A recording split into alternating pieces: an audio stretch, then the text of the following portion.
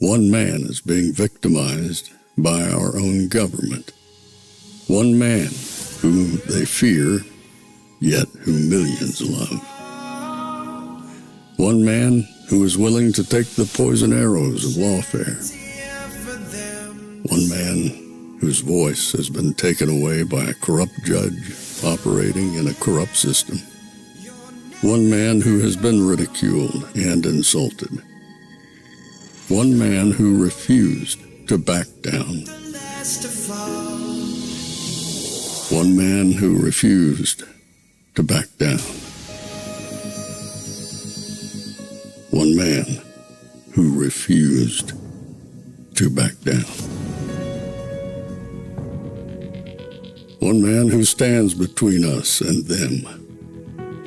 One man that wants to see America protected again. One man who wants to see America prosper again.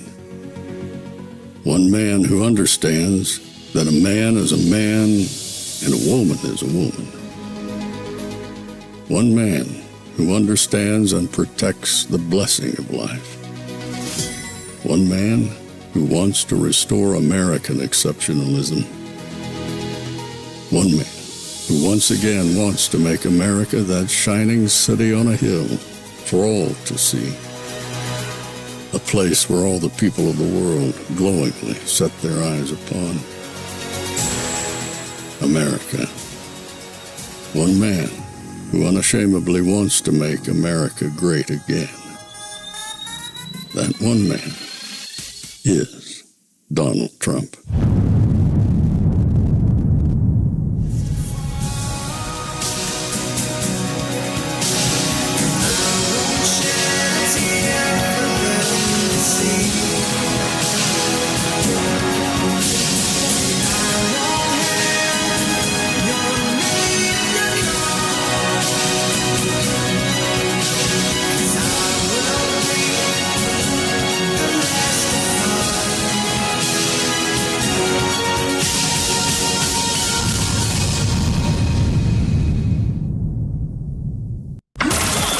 This is Fanfare with Barry Cunningham. Many people have told me that God spared my life for a reason.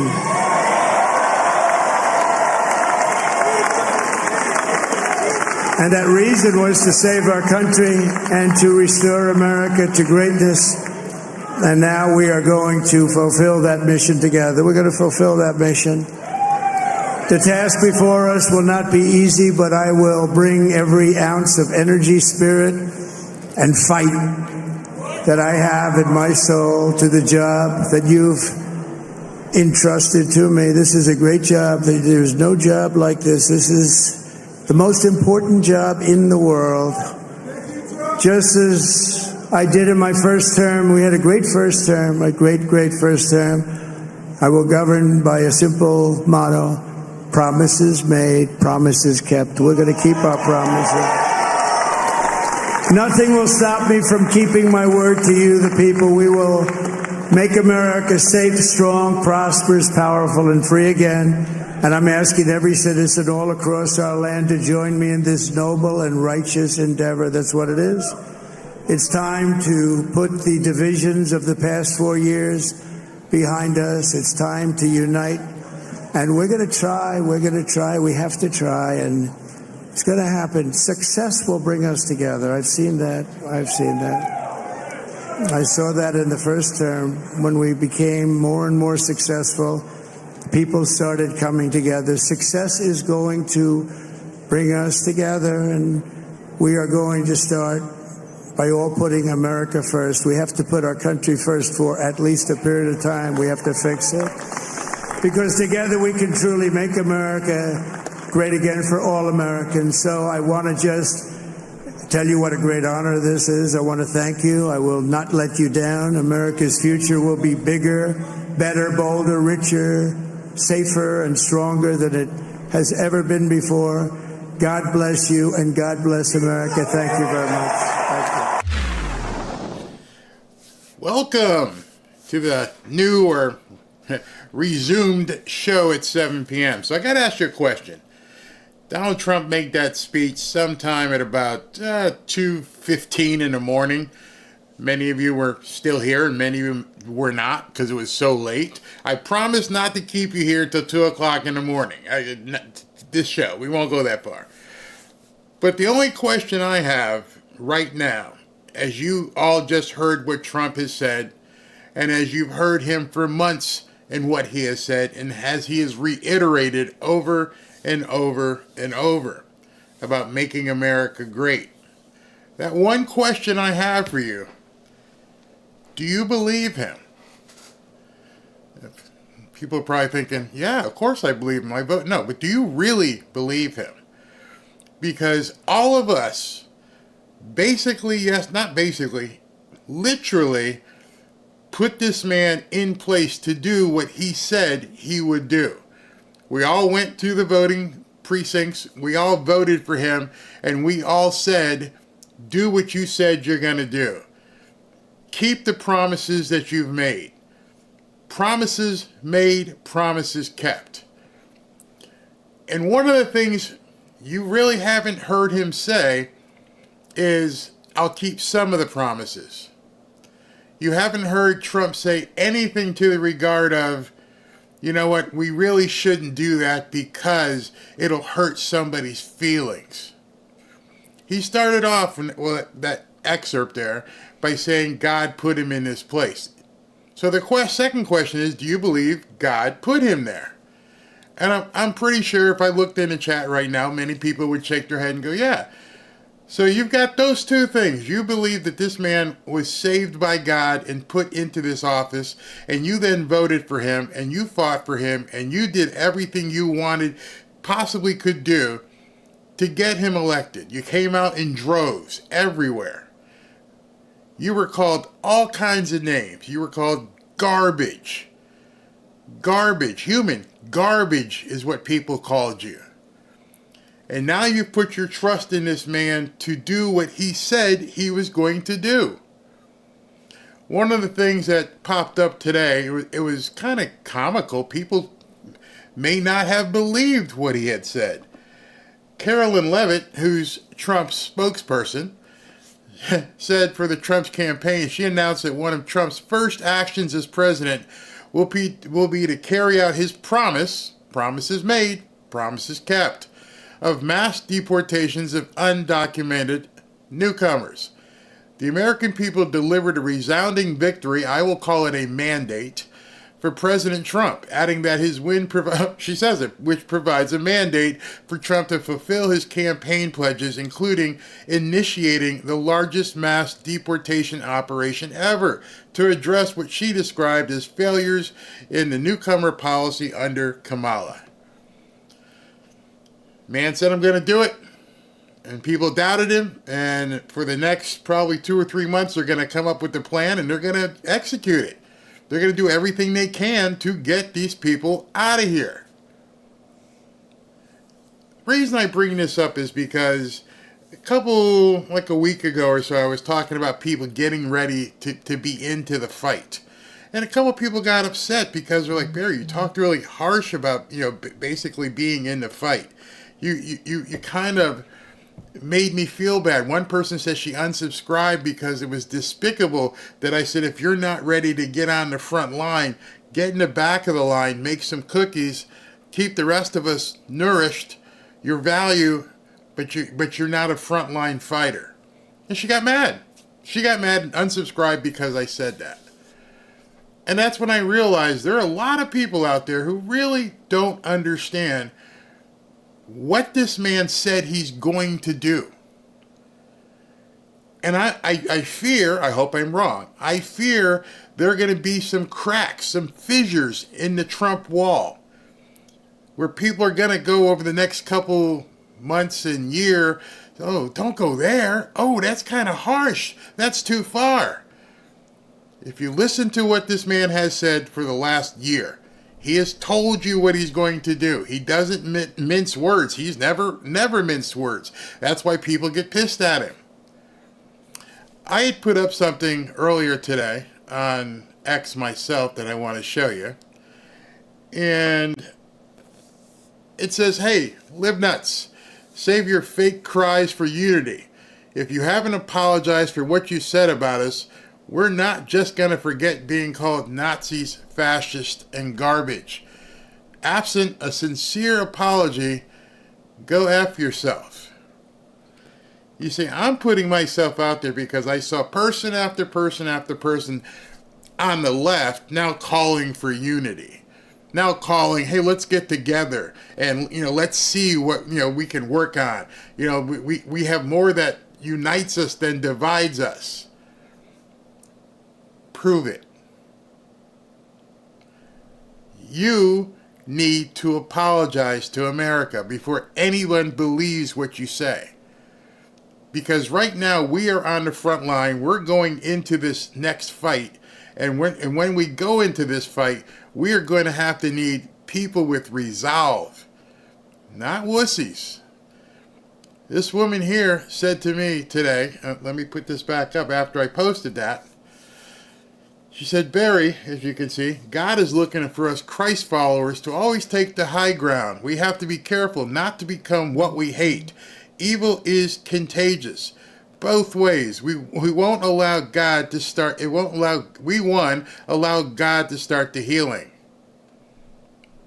No. You see, what she forgot is what I put here in my response. Not without contrition. You see, I think a lot of Christians forget that part. Hey, let's not be like that. Let's turn the other cheek. Let's work, to bring people into healing. Well, many of you are parents. Many of you are grandparents. Many of you run businesses. If someone steals from your business, do you just go, hey, come on back to work, bud?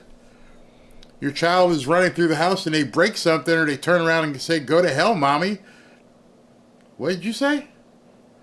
No, you demand respect. You've earned that respect. You don't just let it go and for the interest of whatever wussydom that you just want to go ahead and put the arms around somebody. See, you are letting people know you're not ready.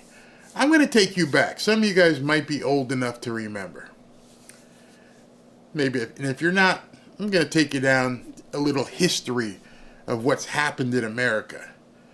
What's happened in America when people effed with us. You see, there was this thing back in the 1940s called World War II.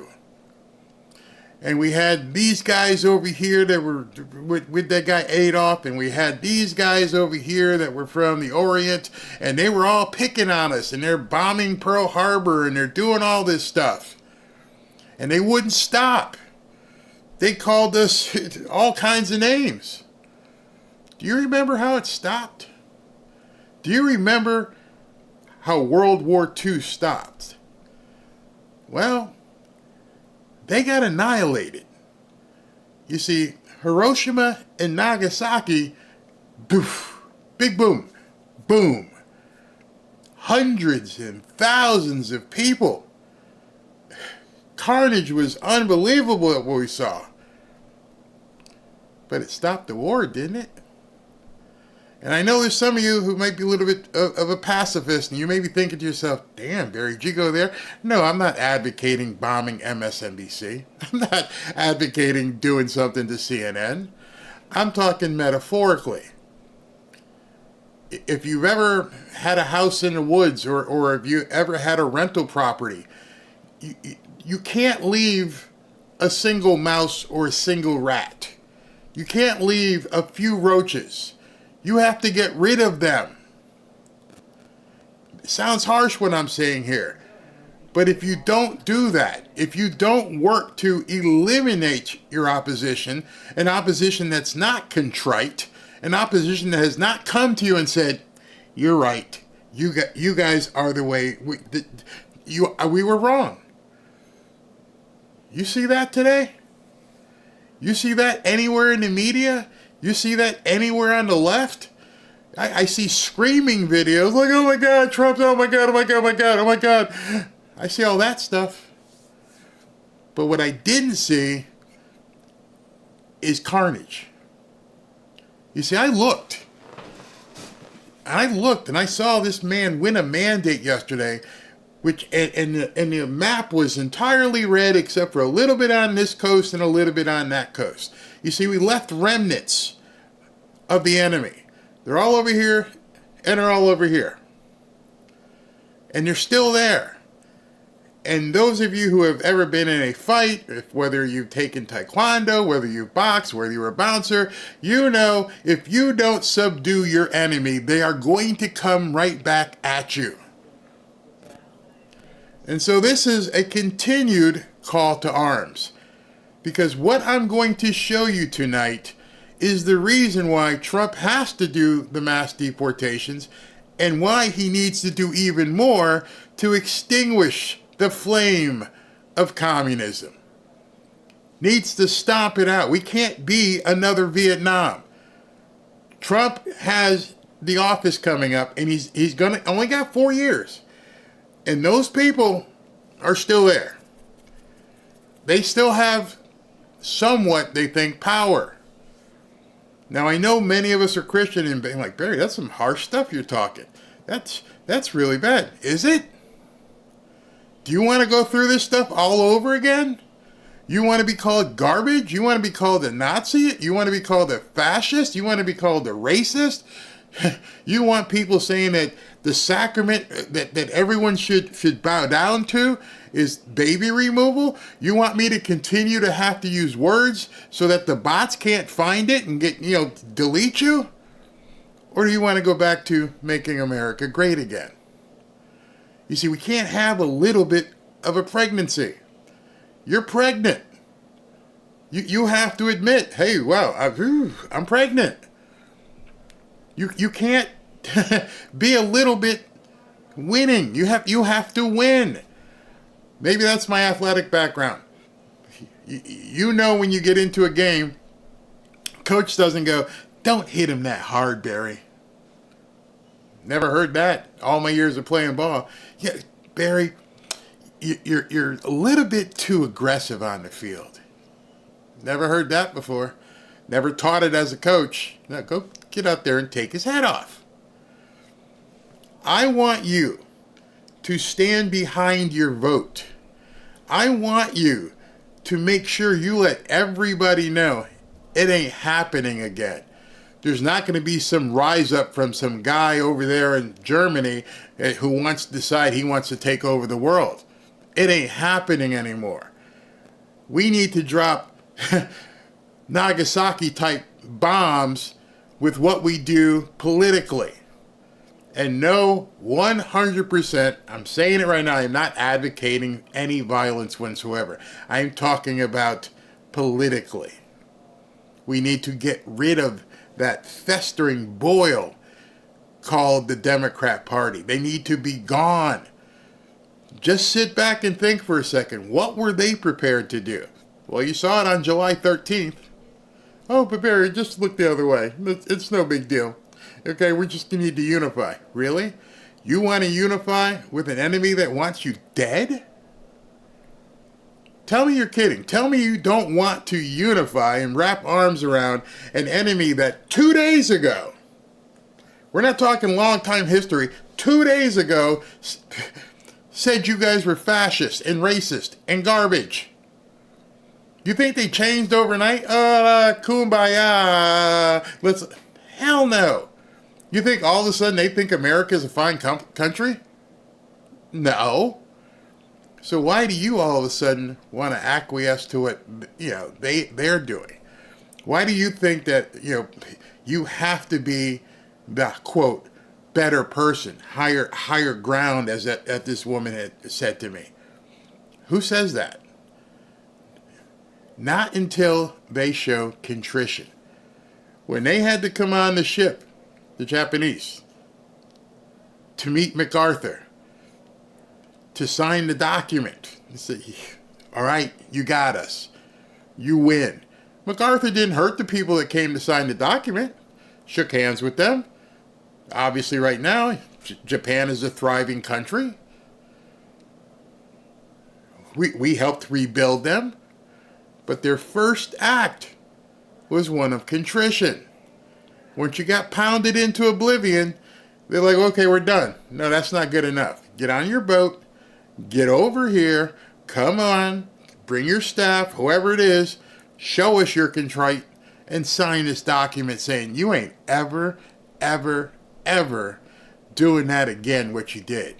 We remembered Pearl Harbor, and we're going to make sure right now, as the mob said, either your signature or your brains are going to be on this document. One or the other. You let me know what you want to do. Godfather reference. Sign the document. We're all good.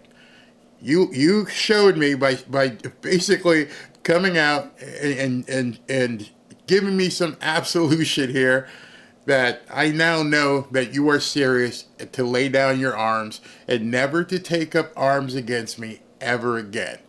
And then I feel bad. I'm sorry that I did those two things. It drives me crazy. I'm sorry. I had to do it to protect my people. And now that I've protected my people, we got to this point now where we can go ahead and move forward. But I don't think a lot of people remember that. A lot of people are just saying, okay, we won yesterday. Let's go. It's great. No, I don't see any contrition. None. And you tell me if you see any contrition on anything I'm going to show you. Because these people are, you think you got them beat? No, they're just regrouping. I heard that term like 6 times today on television. All right, so the Democrats got to regroup and come back with a, no. I don't want my opponent getting up off the ground going, okay, what do I got to do? Beat this guy. No, I want you to be submissive. I want you to know I just whooped your butt and you're not going to do it anymore. But people on our side are too quick to say, well, it's over. We had an election. Well, tonight I'm going to show you why you can't be that way. Check this out. This is a mandate. He's won the national popular vote for the first time for a Republican, for the first time since 2004.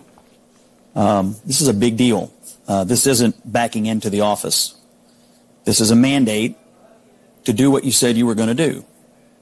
Get the economy working again for regular working class Americans, fix immigration, try to get crime under control, try to reduce the chaos in the world. This is a mandate from the American people to do that. I think I'm interpreting the results tonight as the revenge of just the regular old working class American, the anonymous American who has been crushed, insulted, condescended to.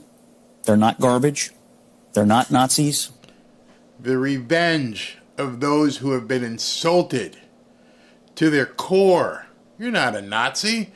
You're not a fascist. You're definitely not garbage. See, they reduced you to below a Nazi. You're not even good enough to be a Nazi. You're garbage.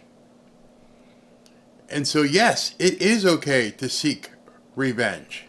They're just regular people who get up and go to work every day and are trying to make a better life for their kids, and they feel like they have been told to just shut up when they have complained about the things that are hurting them in their own lives. I also feel like this election, as we sit here and pour over this tonight, is something of an indictment of the political information complex. I mean, we've been sitting around here for the last couple of weeks, and the story that was portrayed was not true. I mean, we were told Puerto Rico was going to change the election. Liz Cheney, Nikki Haley voters, women lying to their husbands. Before that, it was Tim Walz and the camo hats. Think about that. They thought so little of you, they thought they could convince your spouse, man or woman, because they had 2 different versions, that they could convince you to lie to your spouse. That's how little they think of the institution of marriage. Thankfully, Robin is a Trump supporter. But if Robin wasn't a Trump supporter, our marriage is strong enough where she could have said to me, you know what, I want to vote for Kamala. I'd have probably puked, but in any event, she would not have had to lie to me. Because if she lied to me, then she is crossing the bounds of the sacrament that we have as a married couple. Kamala's team had no problem telling people, go ahead and ignore your spouse. Lie to them if you have to. Which means, in addition to being garbage, infidelity, is perfect. We don't even care. It is viscerally objective to me. Night after night after night, we were told all these things and gimmicks were going to somehow push Harris over the line. And we were just ignoring the fundamentals. Inflation, people feeling like that they were barely able to tread water at best. That was the fundamentals of the election. And so I think that both parties should always look at the results of an election and figure out what went right and what went wrong. But I think for all of us who cover elections and talk about elections and do this on a day-to-day basis, we have to figure out how to understand, talk to, and listen to the half of the country that rose up tonight and said, we've had enough. I mean, let's talk. Think about that. In order for that to happen, in order for you to be able to talk to the other side, and I was after them all day on Twitter. I see them trying to wave the white flag, but nobody said, hey, can we talk? You know, I might have had this wrong. They just ignored it. Oh, yeah, well, that guy won. All right, so let's just go on. No. We knew this is how you would feel, especially the celebrities. You see, Whoopi, Joy Behar, many athletes, they woke up this morning. They're still rich. They're still living the life that you aren't living for the most part. Some of you may. They don't care. Hey, we took a shot with Kamala. It didn't work. You know what? Screw Trump. I'm rich. I'm still going to do what I'm doing. You're still going to buy my tickets because you're an idiot. And, you know, in a month or so, you'll forget it. And I'll be on tour or you'll be in the arena watching me play basketball. I'm not buying any tickets for LeBron James. Never. I'm not going to a Bruce Springsteen concert. I'm not going to a John Bon Jovi concert. You are now, I already know what you think of me. If you knew I'm going to come to you and I'm going to ask you for a loan. But, you know, before I ask you for a loan, I'm going to tell everybody, hey, you know, see this guy right here? Yeah, he's a real piece of crap. He's garbage, but he'll give me some money. Because that's what you're doing. If you're going to see one of these entertainers or one of these sports stars and you're forking over money, you're saying, I understand you hate my guts, but I want to hear you play some songs, okay? Play the songs.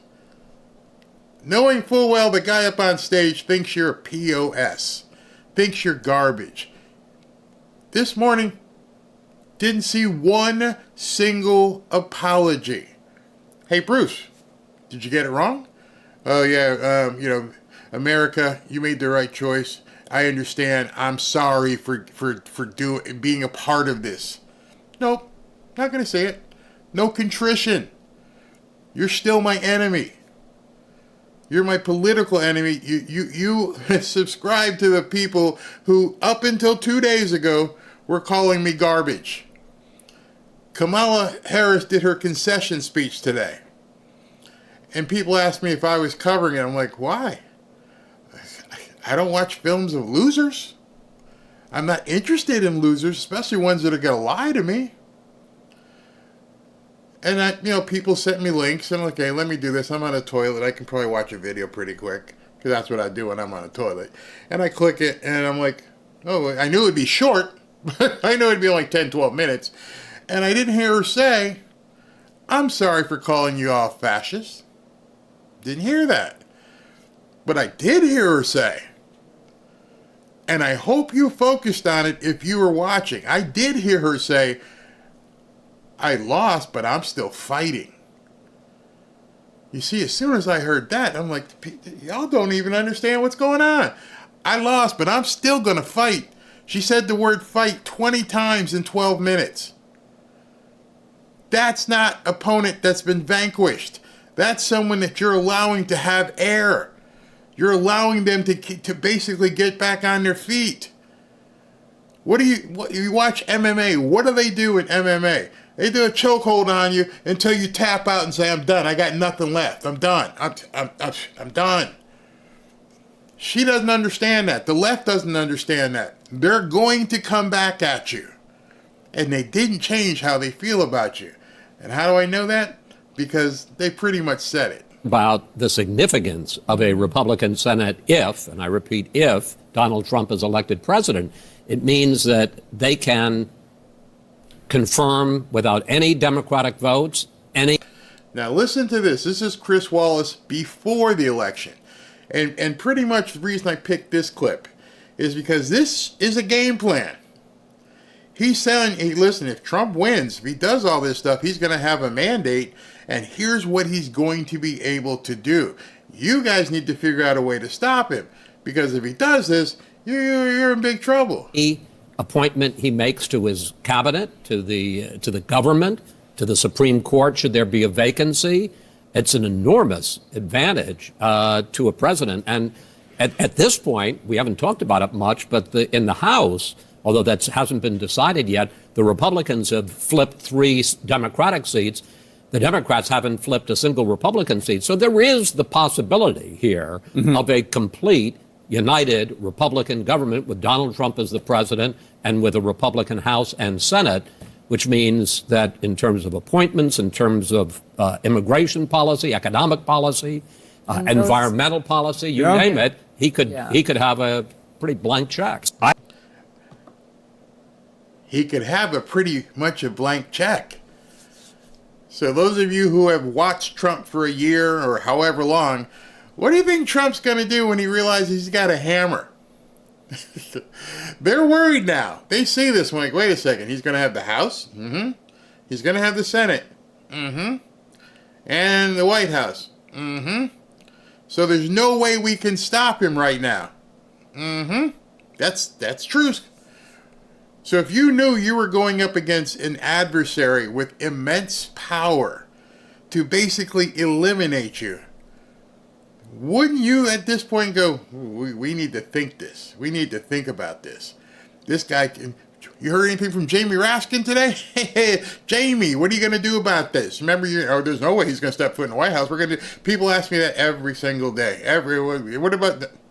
You hear Jamie Raskin saying anything today? Mm-mm. Nope. You got him on the ropes, theoretically speaking, and this is when you throw the knockout punch. You have a chance, Trump has a chance to reform political environment in the United States forever. Clarence Thomas may retire, put in some 35 or 40-year-old very conservative judge. If Alito wants to retire, put in another 35 or 45-year-old, someone who's going to be there for 30 or 40 years. Do it. Do it now and vanquish the Democrat Party.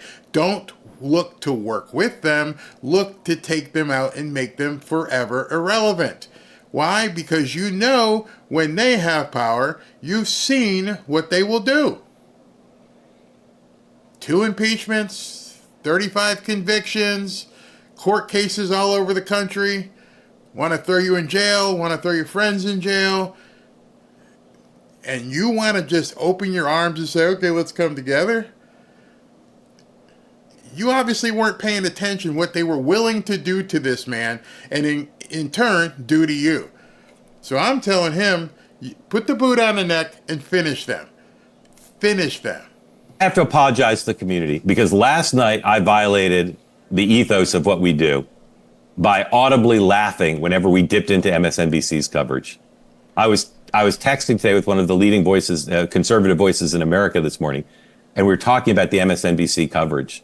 And he said he found it chilling how deluded they are and how in denial they are. Many of you don't watch MSNBC. Good. But as he just said, there was no programming that said, hey, yeah, well, we got our butts kicked. We may be doing things wrong. Is it possible? Is it really possible that women think more about getting groceries and gas than they do about baby removal? Shudder to think. Is that possible? Do you think Barry was the only one out here, as far as I know, pretty much, who was telling you for months and months and months, she can't win? I was telling you she wasn't going to win a long time ago, and people are like, Barry, how can you say that? And I'm like, the math doesn't work. Why doesn't the math doesn't work? Well, because he only won this much, Biden only won this much, and he only had this many black people, and then Trump's shaving them off and blah, blah. I explained it to you months and months and months and months ago.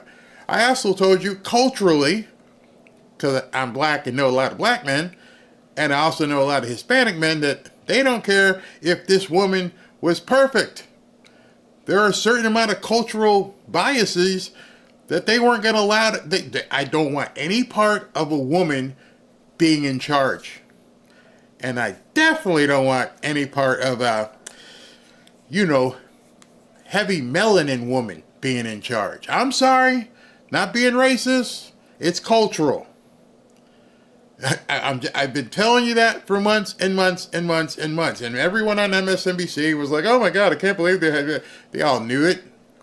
If you didn't know any black men or Hispanic men, they are male-dominated cultures.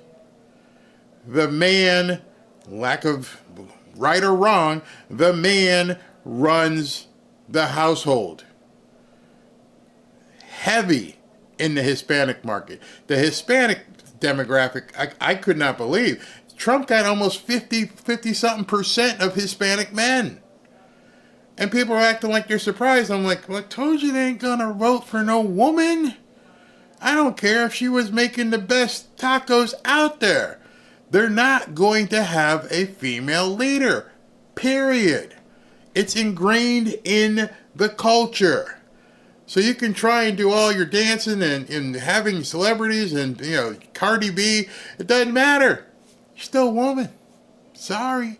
Can't vote for you. And a lot of people are like, Barry, how can you say that? I'm like, I know Hispanic and black men. It wasn't going to change. You're talking about hundreds of years of cultural ideology. Hundreds. And you expect that she's going to run for 100 days and convert that? It's impossible. Absolutely impossible. And so today, it's ridiculous and absurd what they were doing on MSNBC. And I said, I find it hilarious. And again, I shouldn't be laughing about it. It's disrespectful to the Harris supporters. It's disrespectful to my colleagues in the media. But I wish I were cloned. I said this last night. I just want to watch MSNBC because I find it hilarious. It's also chilling, but it's hilarious. We'll talk about it in a second. Claire McCaskill, I didn't see it, but I heard somebody say, Claire McCaskill said something like, we have to accept that Donald Trump understands America better than we do. Bravo for Claire McCaskill. She's one of the few Democrats with the insight and a willingness to say that. But most of what I've seen on MSNBC, starting last night and sampling this morning and reading stuff, is hilarious. It's just hilarious. I want to show you something, and that's true in all the media. And as I wrote... See, I didn't want to see hilarious. I wanted to see, in the word of the night, contrition. We were wrong for calling you Nazis, racist, fascist, misogynist, xenophobe. I wanted to see that. I wanted somebody to come out on one of these stations today and said, we shouldn't have done that. It was the wrong strategy. Maybe we shouldn't call people garbage. Maybe that doesn't work. I could be wrong. This morning, I'll be curious to see if there's any accountability for all that they did. Put up this paragraph. He's looking for accountability. Sean up there is like, no, there's no accountability. If there's no accountability, if you ever had something where I'll fall on the sword, you do something your wife doesn't like. You walk into the house and she don't want to talk to you. She want to look at you. Honey, oh, screw it. I don't need her talking to me. I'm good. I'm going to go make a video. Said no man ever that wants to stay married. Or you get the proverbial metaphor. Honey, everything okay? Anything bothering you? Nope. Nothing. You want to talk about something? Nope. You sure nothing's bothering you? Nope. Guys, let me just tell you. If you talk to a woman and she says there's nothing wrong and then puts a period at the end, doesn't continue, you did something wrong. And she's waiting for you to say, I did something wrong. And then the next part of that is, I won't do it again. You see, you can't say, I'm sorry I did that. That's only halfway. I'm sorry I did that, honey. And I won't do it again. Now I'll talk to you. Those of you who are married understand about the happy wife, happy life thing. I'm sorry I did X, and I won't do X again, or at least I will endeavor to the best of my ability never to do X again. All right, we can talk. Then you can talk. You don't just do it. Ignore the person and just keep going. That's what I'm trying to get across. The New York Times. This is someone suggested we show this on Twitter, and I'm grateful to them for bringing it to my attention. This is a paragraph from a New York Times story about sort of what the lessons are of the Trump victory. The relative stability on domestic and international affairs during the last 4 years is about to be gone, replaced by a volatile president who often operates without regard to national precedent. Oh my effing God. The relative stability on domestic and international affairs. Tell that to the families who lost their children and family members in Afghanistan. Tell that to the families who lost their family members at the hands of people in this country illegally. Tell that to the people of Ukraine. Tell that to the people of Israel. I mean, oh my effing God, that the New York Times, after... Sorry about that, but he's making a point because it's ludicrous. There's no self-awareness. This is the New York Times writing this. The day after they get swapped in a vote saying, oh my God, he's coming into office and he doesn't understand the stability that we've put together on the domestic and international stage. And people are like, what? You realize there have been 20, 10, 15 million people that have come across the border and they're wreaking havoc all across the country, and you think that's stable? How obtuse can someone be to write that the day after you get butt-munched in an election? Last night, someone writes this, someone edits it, and it goes in the newspaper. Ladies and gentlemen. This is the funniest clip at all. After this clip, I'm going to take some... I can't even... I'm already laughing. So you know what happened in Iowa, right? And in Iowa, that woman came out with that poll the day before, I think it was Sunday, and saying that, she's up by 3 points in Iowa. And then we tore it apart, and we said this is all BS, and I showed you why it was BS, and then it got out, and everybody else talked about BS, and then Trump ended up winning Iowa by 13 or 14 points, so she was 17 points wrong. The reason why I included this clip with Jon Stewart is because it's the only clip of relative contrition that I could find. You're going to enjoy this one. Welcome back to The Daily Show. It hasn't been completely called yet. We don't exactly know what all the results are going to be. Our time is running out. I do want to very quickly send a quick message to all the pollsters, the election pollsters. Blow me. I don't ever want to from you again, ever. I don't ever want to hear, we've corrected for the overcorrection of the vote. You don't know shit about shit. And I don't care for you. That's so true. That is so true. The pollster industry should be gone. It should just be completely deleted, evaporated. Never look at it again. Never, any election should we ever be doing. Hey, what do the polls say? I don't care what the polls say. At this point, you should know moving forward that the polls don't matter. They're absolutely crap. Hey, listen, I don't know if you noticed today, but Trump got elected last night, and the immediate response was the stock market went absolutely bonkers. I mean, just crazy. And last night, as you saw, we gave away a bunch of silver and gold to people throughout the 7.5-hour broadcast. With these markets doing the way that they're doing, you might want to look at doing something and hedging your financial bets as we move forward to make sure you're protected and possibly take advantage of some acceleration in the market as well. And as you know, I've partnered with Lear Capital, and I think these guys can really, really help you with that situation of getting your finances in such a position where you won't have to worry what happens moving forward. Take a listen to this. If you see what's going on in the world right now, and what may happen here in America, you may want to prepare and pay attention. You know that Lear Capital is a big supporter of this show. If you want to be protected in the event that things go off the wall, I advise you to look into buying gold and silver.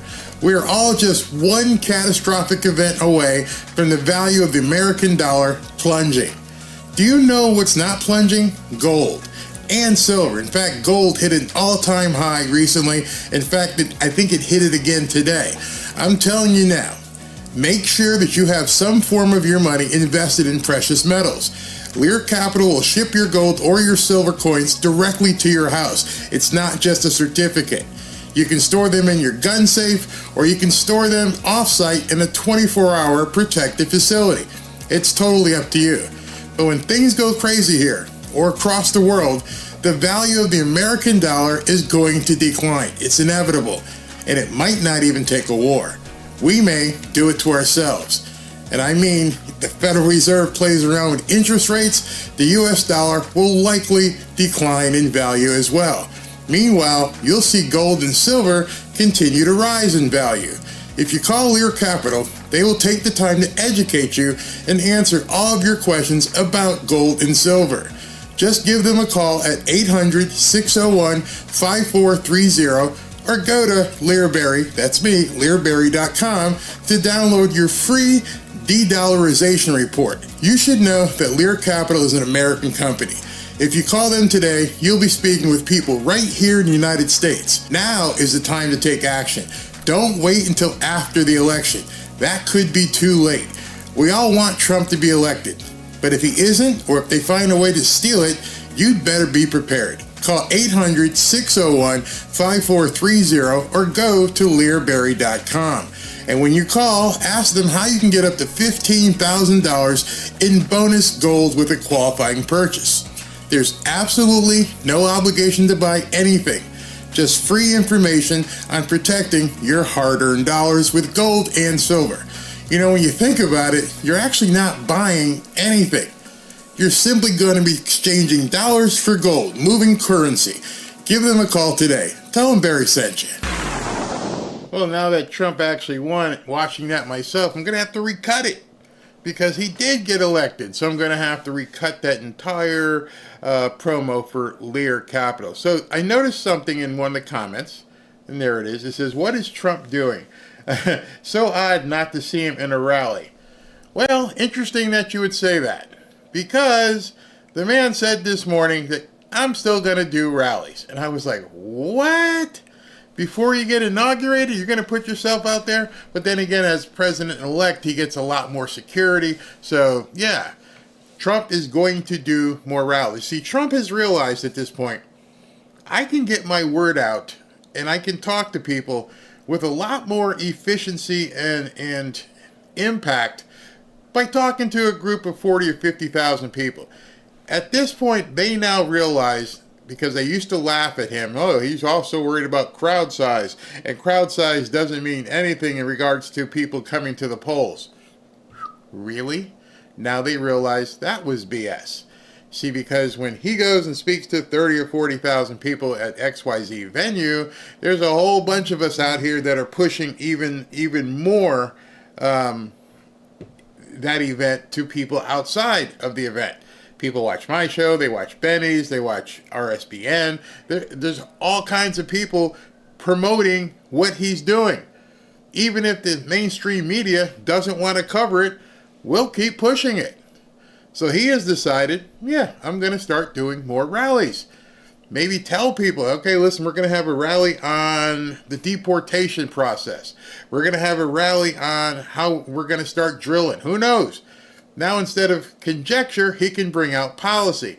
By the way, some of the stuff I heard today leads me to believe that there is a really, really strong chance that we may indeed see the no income tax thing.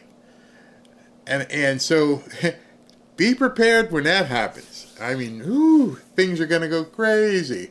But in any event, what I want to show you next is we've been talking about contrition, or rather lack thereof. And now I'm going to show you some of the stuff that was said on these news shows today.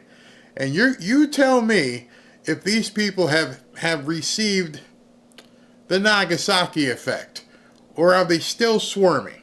Are they still squirming and looking for ways to continue spewing their venom? I think you'll agree with me it's the latter. They are going to continue spewing their venom. Surprised at the result, but I'm not surprised. As a woman of color, I was so hopeful that a mixed race woman married to a Jewish guy could be elected president of this country. That's because you look at it in that lens. Notice what she said and what she didn't say. She's on national television on The View, and she said a woman of somewhat color married to a Jewish guy, she was hoping that would basically solve the ills of America. I'm sorry. I didn't see you talk about gas prices or food prices. You expected people to forget what they were living through so that you could have your ideological win. And because you saw an ideological win, that's not going to go away. You are still going to push and push and push for ideological stuff to be prioritized over what people are actually living. We need to stop that. We need to get rid of all of that. And I think that it had nothing to do with policy. I think this was a referendum of cultural resentment in this country. Well, I think it has nothing to do with policy. It was a referendum on cultural resentment. This woman, on a national televised broadcast, said that the reason why Trump was elected was not because of his policy, but because people resent color? I don't know. I think Obama got elected, didn't he? So let's talk about exactly the question that you're asking is one that I've been catching a lot of heat for answering on air, and we've been talking about this in the last week or two. You're talking about the propaganda campaign and the playbook of Trump. This is not new. This is not surprising. This is directly out of Hitler's playbook. The day after the election, not even the day. He didn't get elected until like 2 o'clock in the morning. And the very next chance she gets to go on stage, what does she say? Hitler. They learned nothing. This is out of an autocrat playbook. This is a way to... Democrat strategist is who she is. Maybe you guys shouldn't hire this person. She has no clue. I mean, the things that Trump has done masterfully, frankly, is to get the entire, to get a big part of the population to believe that the game is rigged and to sow distrust in public institutions and the free press. You just called the man Hitler, and you're wondering why people, distrust what the words you use, free press. Think about that. Again, self-awareness is not these people's friend. You literally just called the man Hitler and then said, he's attacking the free press. Yeah, okay. That is a tried and true playbook that we have seen time and time before that has resulted in really disastrous things for society. And that is what's working. And so it's actually quite simple. When you tell a big enough lie over and over and over, people are going to believe it, even when folks around... You told Project 2025 until you were blue in the face. We didn't believe you. You said that Trump was going to basically ban baby removal nationally. Obviously, women didn't believe you or didn't care. You said some huge, big lies that didn't stick. The day after, morning after this man gets elected, here you are, right back at it. No contrition, right back into the game. Around him, like Rudy Giuliani and others, have literally been found liable for telling those lies that weren't true. The public still believes it, and the whole goal was to erode trust in our public institutions, and it's working. Maybe because of what you guys say. if the public can view, and especially with the videos I'm going to show them clips of, can see for themselves that you people are bonkers, maybe it's, look inward, do some introspection, because you're nuts. And if anything, that's what fake news. I mean, Donald Trump has done that really well. Can't argue with that, right? Okay. And that's sad. That's sad. Yeah, Republicans steamrolled. They have captured the Senate. The House still up for grabs, but those close to Speaker Johnson think the Republicans are on track to have that as well, potentially handing Donald Trump a unified Republican Washington, D.C. when he takes office. It was stunning. We thought this election could take days to be counted. It was over late last night, early this morning now with the official call. You mentioned the Iowa poll that so many Democrats had hung so much hope on in recent days that had Harris up 3 points. Right now, the margin for Trump in Iowa is about 14 or 15 points. The only one who believed that was you people, because it was confirmation bias. You wanted to believe that this woman who was making up this poll, who you guys said was, she's a great pollster. Even Jon Stewart, as you said, is like, F yourself, go away. You guys are all full of crap. How do you go from being ahead by 3 to losing by 15? Because it was never correct. She was lying. A 16 or 17 point miss. Unbelievable. A 16 or 17 point miss there. There was not this surge of voters breaking late to Harris as it turned. And for Donald Trump, it must be said, this is a president. He was impeached twice. He botched the handling of the pandemic. Like I said, there's no contrition. Now he's going to read off a litany of things as to why I cannot believe they voted for him. Us up here in New York, we're us studious, degreed professionals. We understand what he's all about. You people don't understand. He's a felon. He's this. He's that. He faced 4 criminal cases. He inspired January 6th, and he won anyway. And now he will return to office with few guardrails internally, encouragement from Moscow and other foreign adversaries, and a Supreme Court that has said that. You guys believe this? You see what I'm saying? They're talking about, the people don't believe the news and Trump has caused it. And I'm listening to this guy just vomit all over his newscast. Oh, this and that, and Russia or something. Yeah, and now it's the Supreme Court. His power is largely unchecked. Well, I just say, Rev, really quickly, too. Democrats need to be mature, and they need to be honest. And they need to say, yes, there's misogyny. But it's not just misogyny from white men. Mm-hmm. It's misogyny from Hispanic men. Right. It's misogyny from black men, things we've all been talking about, who do not want a woman leading them. November 6th, the day after the election, these people getting paid millions of dollars talking to another black man. Y'all just realizing that? Have you never talked to black men and Hispanic men in the entirety of the campaign that's been running for 2 years? This is new to you? You should resign. And then to insult them and call them misogynists because they didn't vote the way that you wanted them to vote. It's incredible. Might be race issues with Hispanics. They don't want a black woman as president of the United States. The Democratic Party, I've always found, when you're sitting around talking, they love to just sort of balkanize everybody into these separate groups and say, oh, white people don't like women and black people. You notice what they've reduced it to. The loss wasn't because of her policy. It wasn't because she couldn't talk or answer any questions. It wasn't because she wanted to raise taxes. It wasn't because she let in all these newcomers. There's one reason. That one reason is you're misogynist and you're racist. No contrition. Don't want to say, you know what, maybe people don't want this anymore. Maybe what we're serving up is something that people won't eat. Maybe we should fix that. Nope. It's because, we've got to convince these people that, they should vote for somebody black and who wants, to increase your taxes and let everybody in the country. We have to figure a way to tell the story. It is time for the Democrats to say, okay, and you and I have talked about this before. A lot of Hispanic voters have problems with black candidates. Right. A lot and of with other Hispanics. You got some.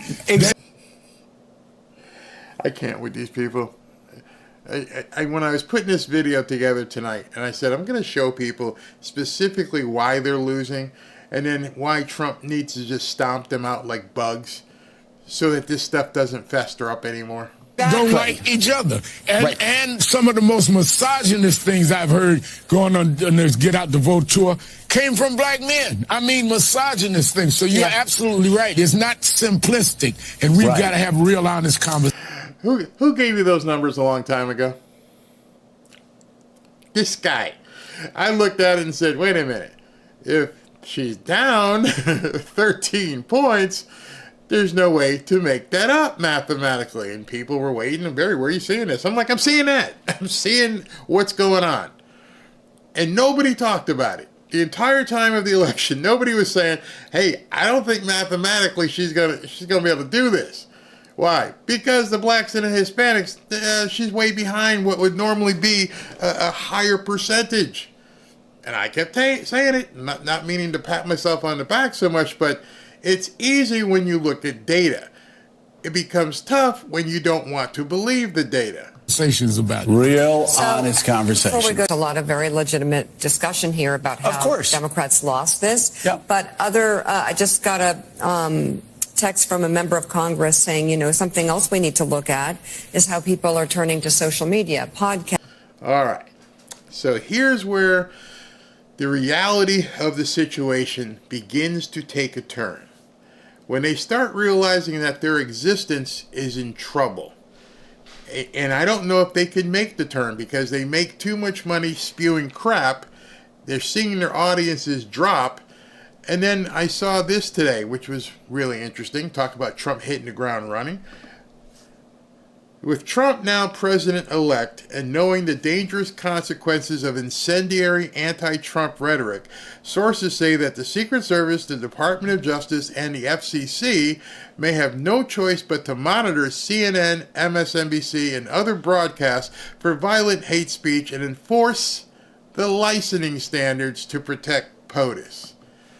You're going to see these people lose their minds over the next couple weeks and months. As they're told, you can't talk about that.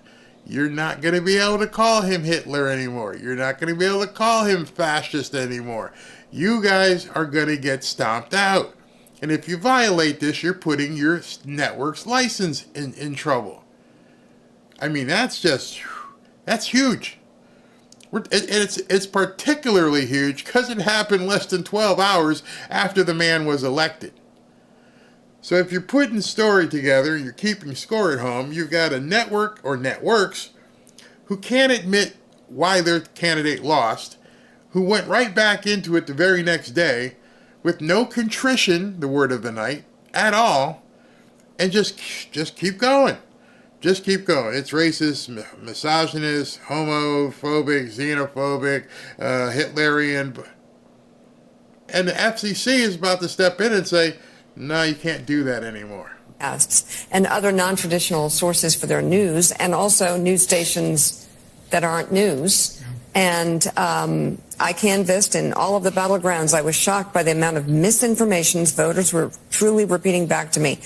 She's obviously never watched her own show. She's shocked at the misinformation that's being... Reverend Al's sitting next to you. You guys just in this segment, you just spewed some misinformation. They don't even understand how bad their self-awareness really is. Again, if you can't recognize you need to lose weight, then you're not going to lose weight. These people are not going to be contrite if they don't realize what they're saying is wrong. They just don't care. Truly shocked. I do believe this is what caused the collapse of the Democrats nationwide. You cannot win when people believe lies. But I think that's fair too. We did not expect. I'll come back to her. So if they don't believe lies, you mean they don't believe your lies?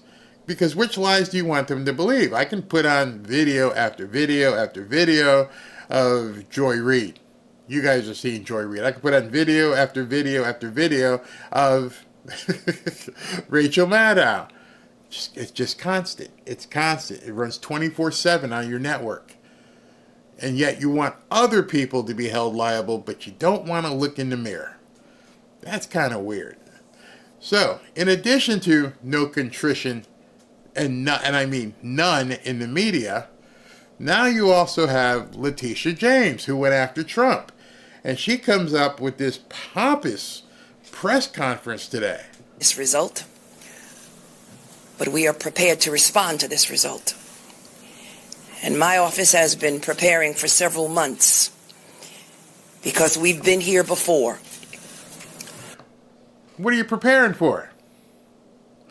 And the way she talks, she looks down and she can read 3 words at a time, and she wants to sound like I know what I'm talking about because I have these notes. We faced this challenge before, and we used the rule of law to fight back. I hate people who talk like that. You're basically feeding me words that you can look down, and now you're just going to spit them out.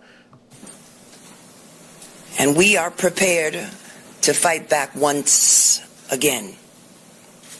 Because as the Attorney General of this great state, it is my job to protect and defend the rights of New Yorkers and the rule of law. And I will not shrink from that responsibility. What are you talking about? Why did you even come out and make this statement? You're done, lady. You're absolutely done. Your 15 minutes of fame is over. We have some news about Special Counsel Jack Smith. And here's why. This man right here. Donald Trump said recently that he would fire Jack Smith, quote, within 2 seconds of taking office. Well, we found out that he may not have that opportunity. The reason is that the Department of Justice, where Jack Smith works, cannot prosecute a sitting president. Fox News is told that Jack Smith will be gone from his post as special counsel, meaning the cases will be gone before Trump takes the oath of office at noon on January 20th. This is the documents case, though that was dropped already by Judge Eileen Cannon back over the summer, and it's on appeal, but also this case for Trump's alleged efforts to try to overturn the 2020 election. So given the fact DOJ policy says you cannot prosecute a sitting president, expect Jack Smith's cases to be done.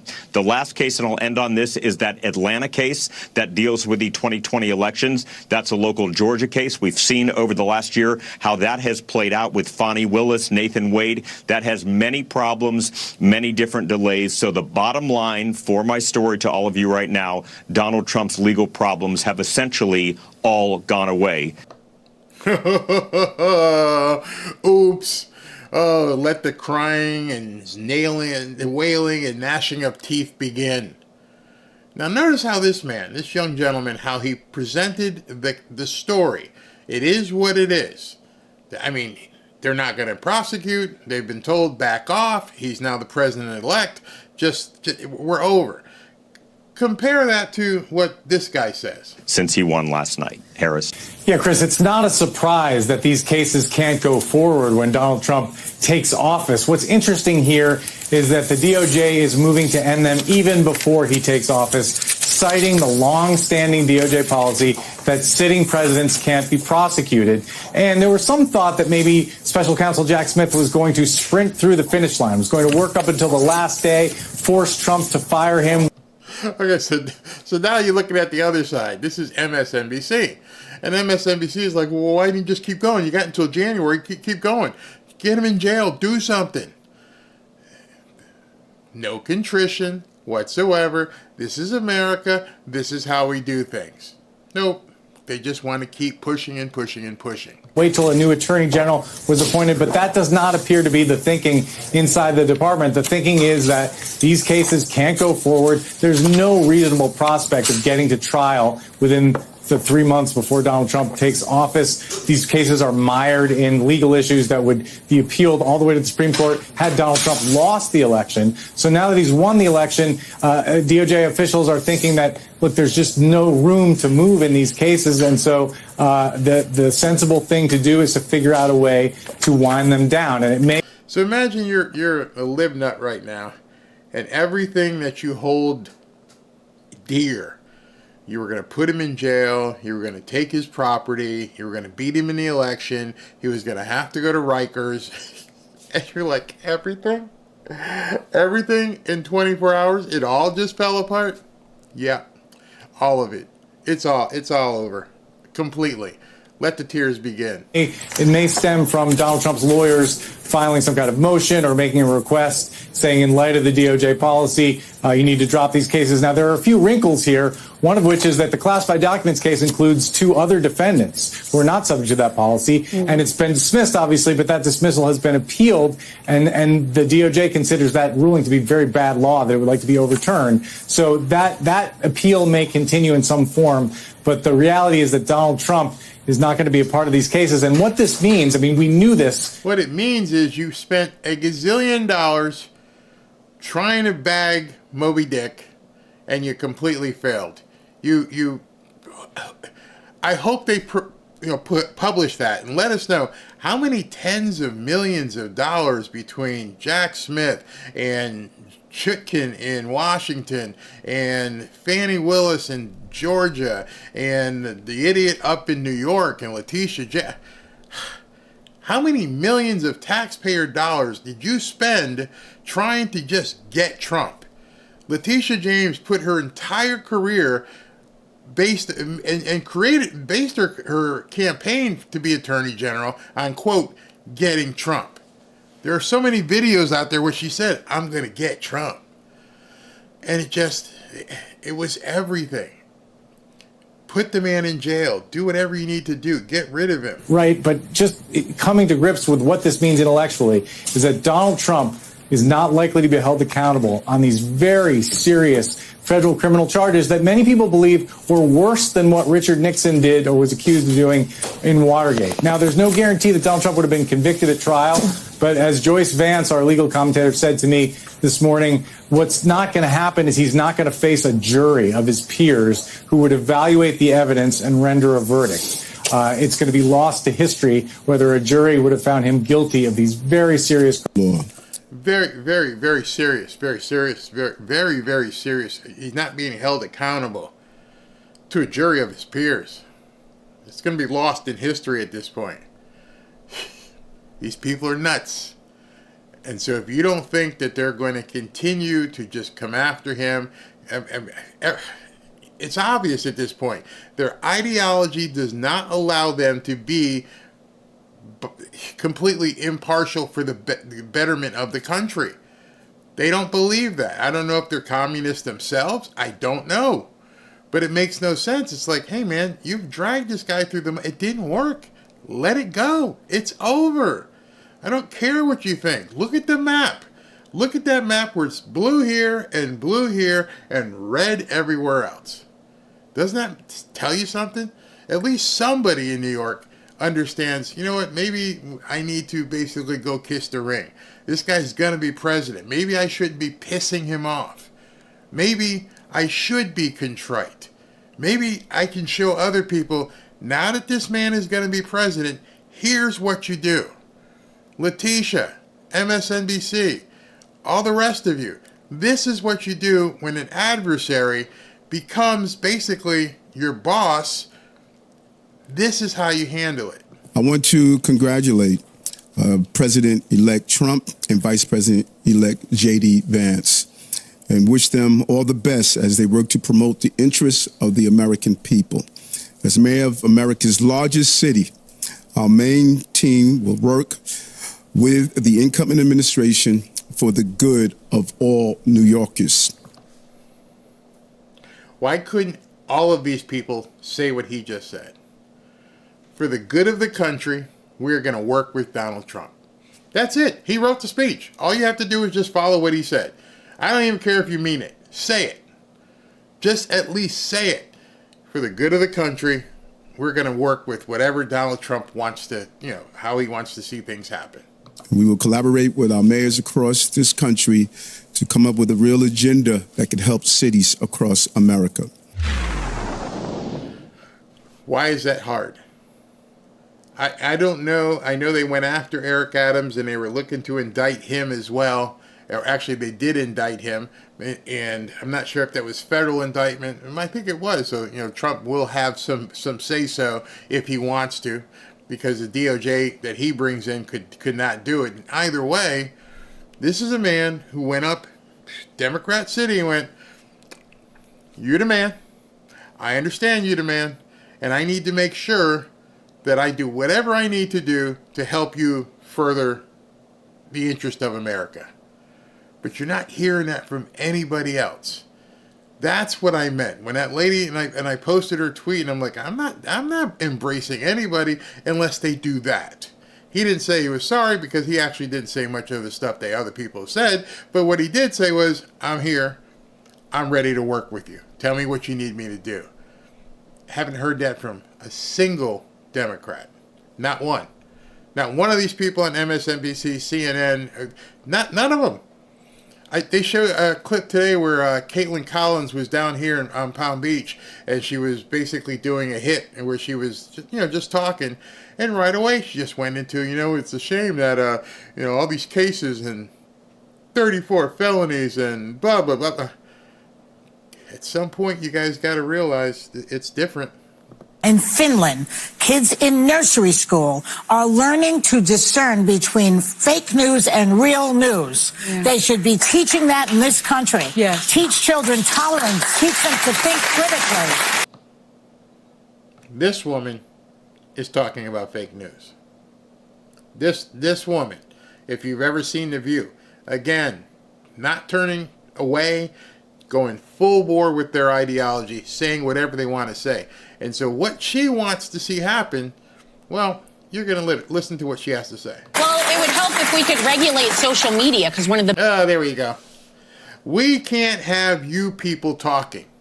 You people talking amongst yourselves. Barry out here making videos. Barry putting stuff on Twitter, which I think I'm simulcasting tonight. We can't have that. We need to control the message, not you people. You see, that's not going to happen anymore, sweetie. In these next 4 years, there's this thing called X, and you either get with it or you don't. Elon Musk posted something, or a couple of things I want you to take a look at. Actually, let me go to this one with David Sachs first. David Sachs, billionaire investor. He goes, "Why Trump won? While the legacy media has a meltdown searching for a hitherto undiagnosed psychosis in the electorate to explain its embrace of a Hitlerian strongman," could have just said because they voted for Trump, "the truth is much simpler than their fictions. This election is a reminder that after all the manufactured drama and overheated rhetoric, politics is still about the issues." Whether you agreed with him or not, Trump ran a substantive campaign based on issues like the border, inflation, crime, and war. They don't understand that. They don't want to talk about policies. All they have is ideologies. And to further that, as to what's happening with people, Piers Morgan posted this on Instagram. Piers Morgan posted a picture of him and Trump, with him congratulating Trump in a post, as taken down my congratulations on the grounds that it's hate speech. Someone's Fifi got hurt because he posted a picture of him and Trump. That is what needs to change here and elsewhere. You can't do that anymore. That's going to change very quickly. You watch what happens. Trust me, there is going to be some sort of governmental agency that's going to be like, no more. We are going back into a free speech America. If you get offended, don't watch. It's part of me I don't understand. If you don't like what Barry has to say, and if Barry says the real words that instead of saying newcomers, don't watch. Oh, I can't take that. Okay, but why should I have to shut up because you've changed the channel? I don't watch certain shows on television because I'm just not interested in them. I like a lot of cop shows. I don't know. I'm weird with that. So I watch on Tuesday nights all the FBI shows. I like that kind of stuff. Robin, she watches old movies. She's been binging again on Downton Abbey. I'm like, no thank you. Not here for Downton Abbey. not going to report them. Not going to sit there and troll the company because they're playing Downton Abbey. I just don't watch. That's not what their ideology is about. Their ideology is you conform to what we believe or you're not allowed to talk. And that's going to change. And it's going to change because of this guy. Real interesting, cryptic tweet here. America is a nation of builders. Soon you will be free to build. And I thought to myself, what do you mean by that? I'm going to have to watch. That's a comm there. He's telling us something in regards to where things are headed. And then he posted this one as well. Somebody had written this post. It said, the legacy media is dead. Long live citizen journalism. The U.S. presidential campaign was further proof of what Elon Musk has been repeatedly predicting. Citizen journalism is overtaking traditional media. And Elon says the reality of this election was plain to see on X, while most legacy media lied relentlessly to the public. You, me, we are the media now. Please post your thoughts and observations on X, correct others when we're wrong, and we'll have one place in the world where you can come to find the truth. Those of you who were here last night for 8 hours, I got tired of listening to the idiots on television, especially on Fox, where they're showing me their fancy graphics but not telling me anything. And I started looking over on X and, hey guys, anybody know anything? Oh, North Carolina's called. And we watched that.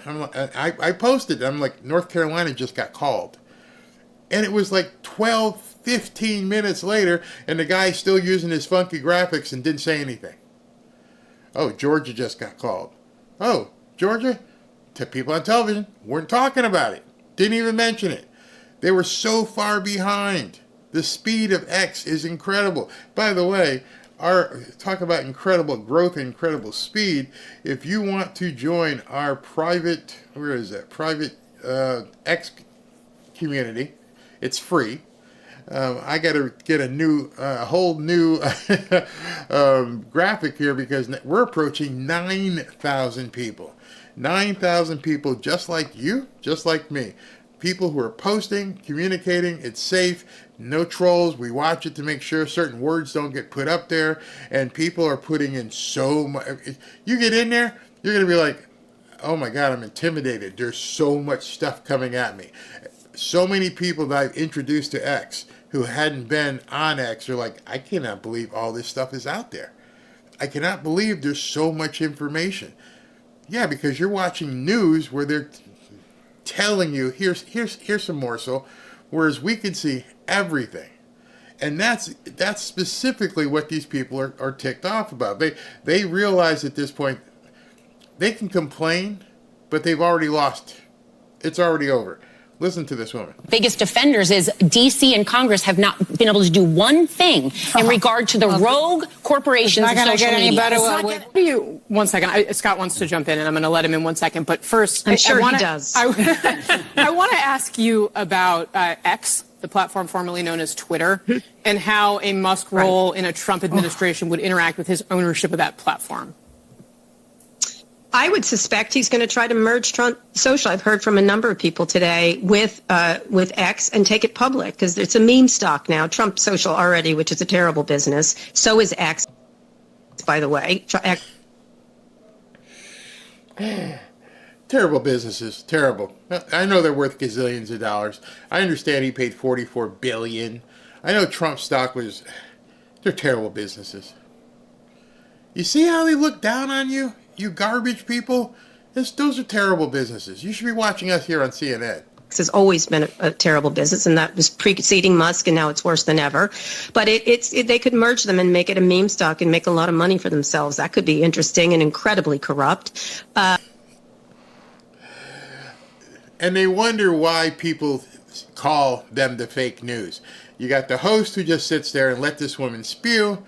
Meanwhile, they're bitching about people being able to go on X because they may find out something truthful instead of having to listen to this drivel.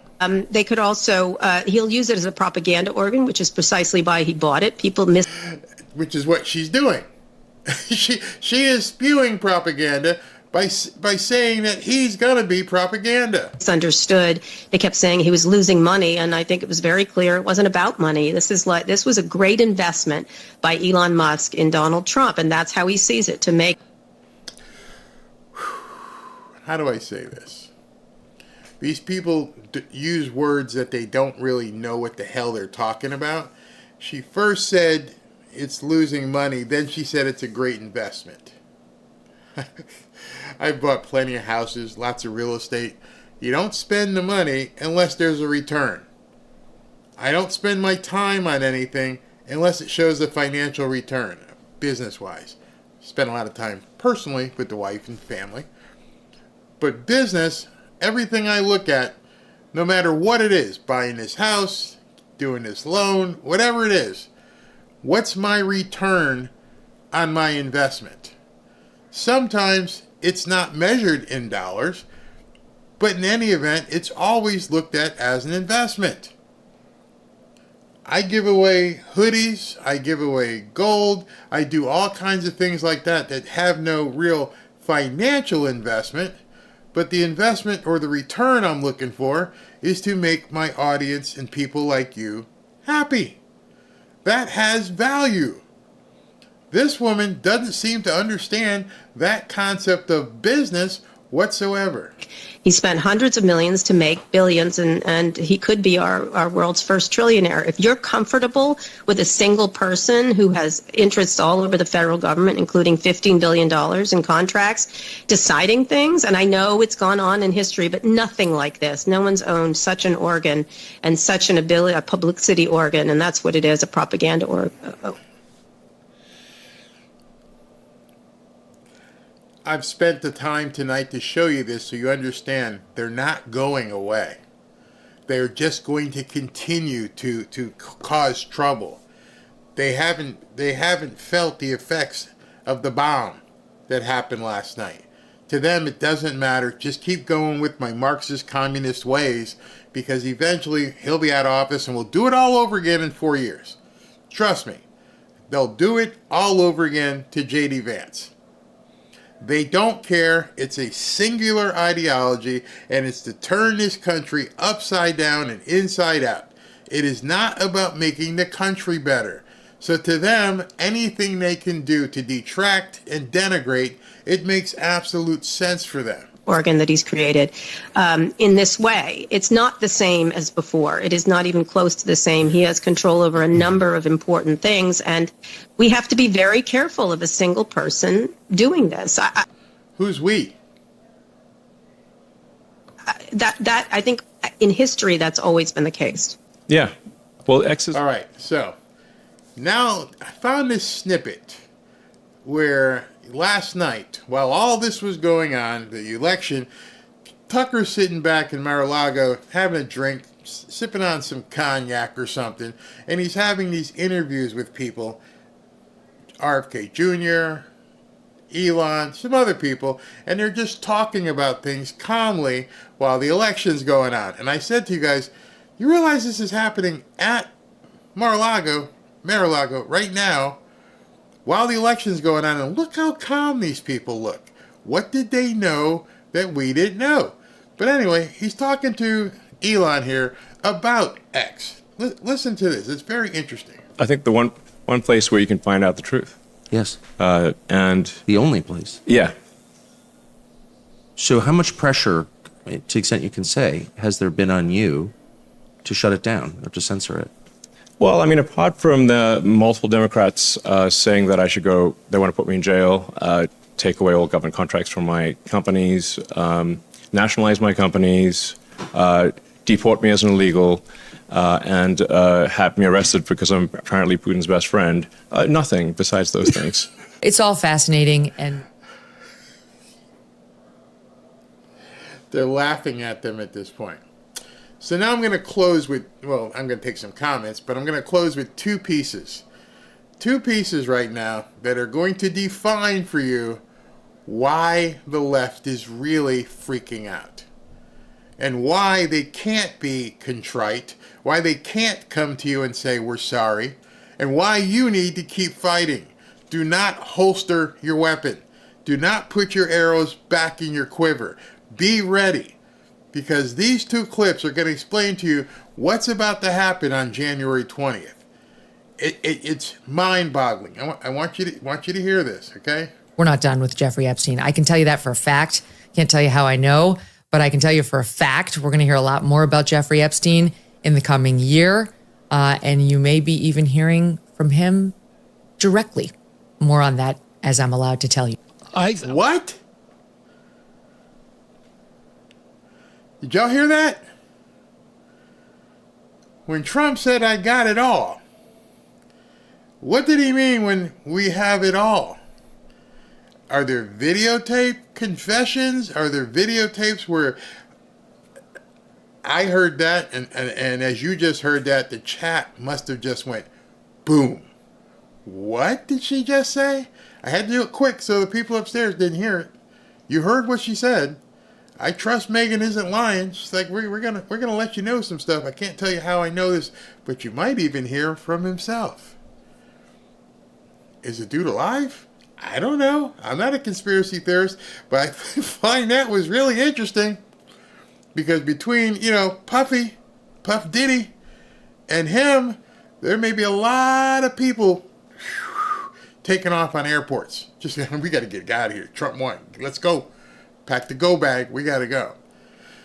And if that wasn't bad enough, what you're about to hear RFK Jr. tell you must have reverberated as people heard this today. I don't know if you heard this last night. I found this clip and I'm like, this explains everything.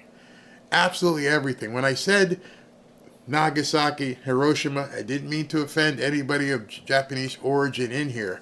I was talking metaphorically about dropping on your enemies. The warfare that they were waging was okay as long as it was against Trump and us. But now it seems like the warfare is about to change. This is why the day after the election, I decided to make this video to get you guys prepared for what's about to come as we move into phase 2.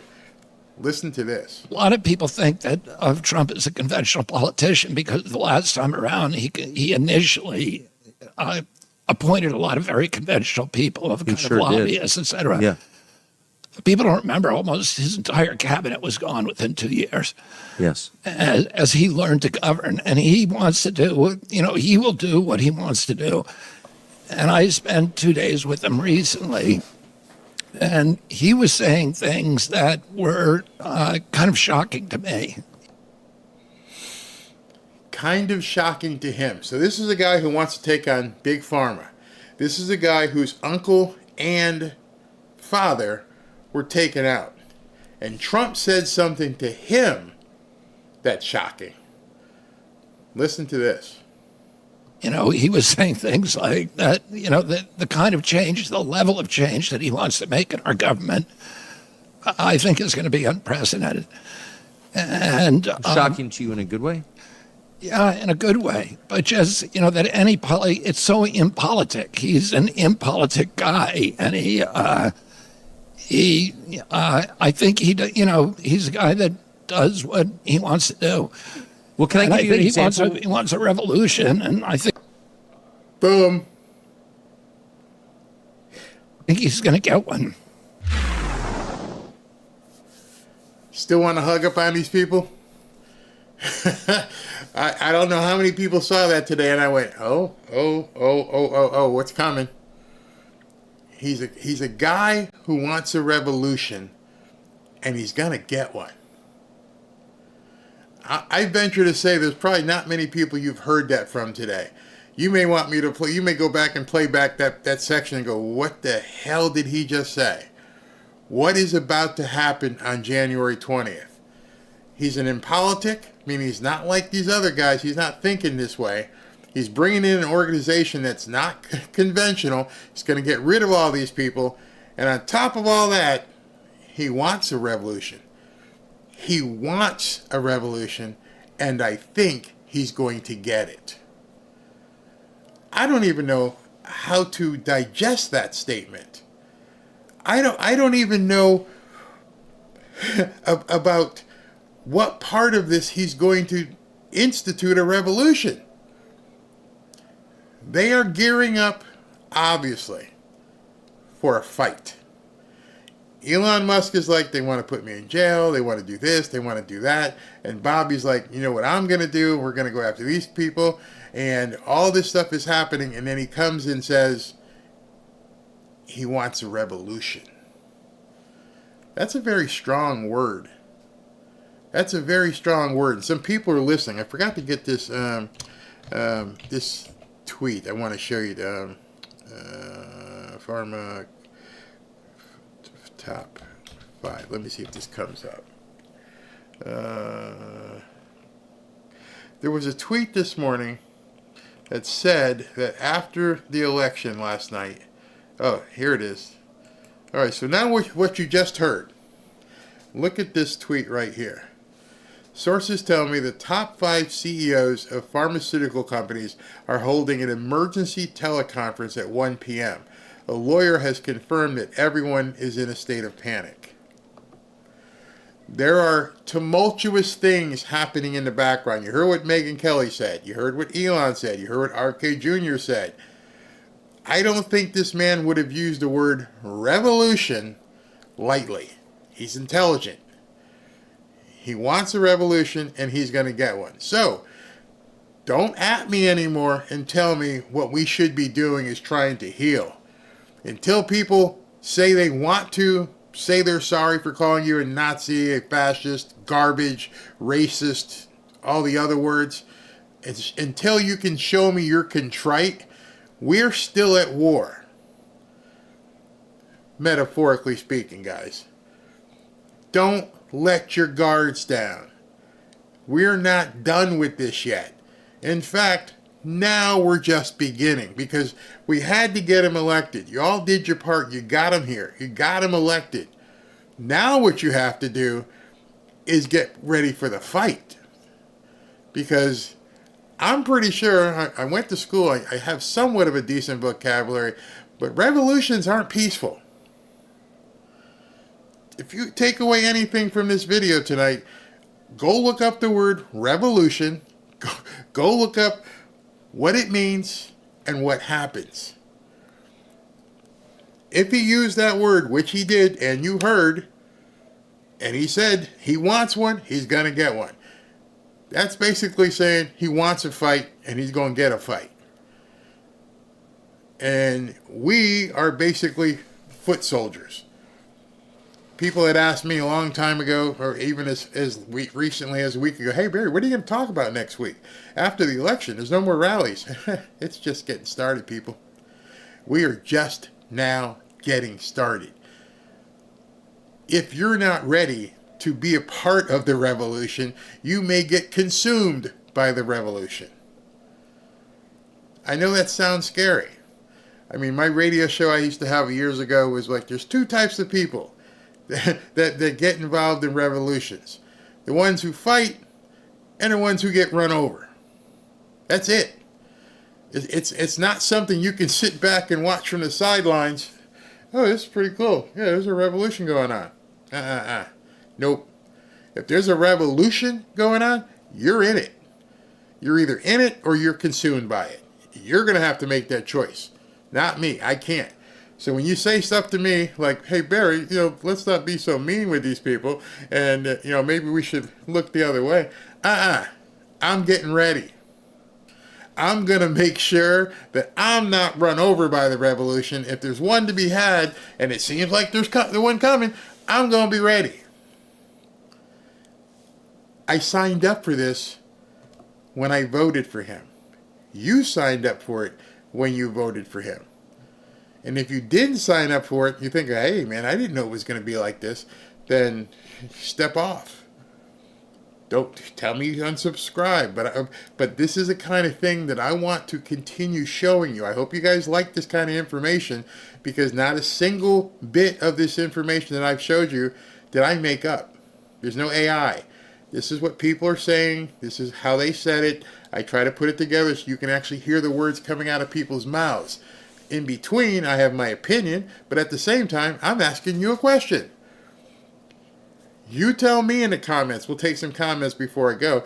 You tell me what he meant by revolution. Let's look. And tell me in the comments, are you willing to get in that revolution? Yeah, time, people. Yeah, get locked and loaded. You know, it was funny. Last night, everyone was waiting for the riots, and Trump beat her so bad they had nothing to riot about. But now, as he gets ready to take office, who knows what they'll do? Especially, I'm not the only one who saw that. I'm sure there are people in government who went, "What the hell did he just say? What does he mean, revolution? With who? How's it going to be fought? What's he going to do?" I don't know. Top shelf, everybody. There's no easy definition for revolution. Anything that President Trump does to bring out the truth of just big pharma and cut their operations would be huge. Yeah, that's what I was thinking. There's so many micro revolutions he could have. Hey, I'm going to tell you what happened with big pharma. Ooh, I'm going to tell you what happened with RFK and JFK and Martin Luther King. Ooh, I'm going to tell you about all this money that went to Ukraine. Imagine.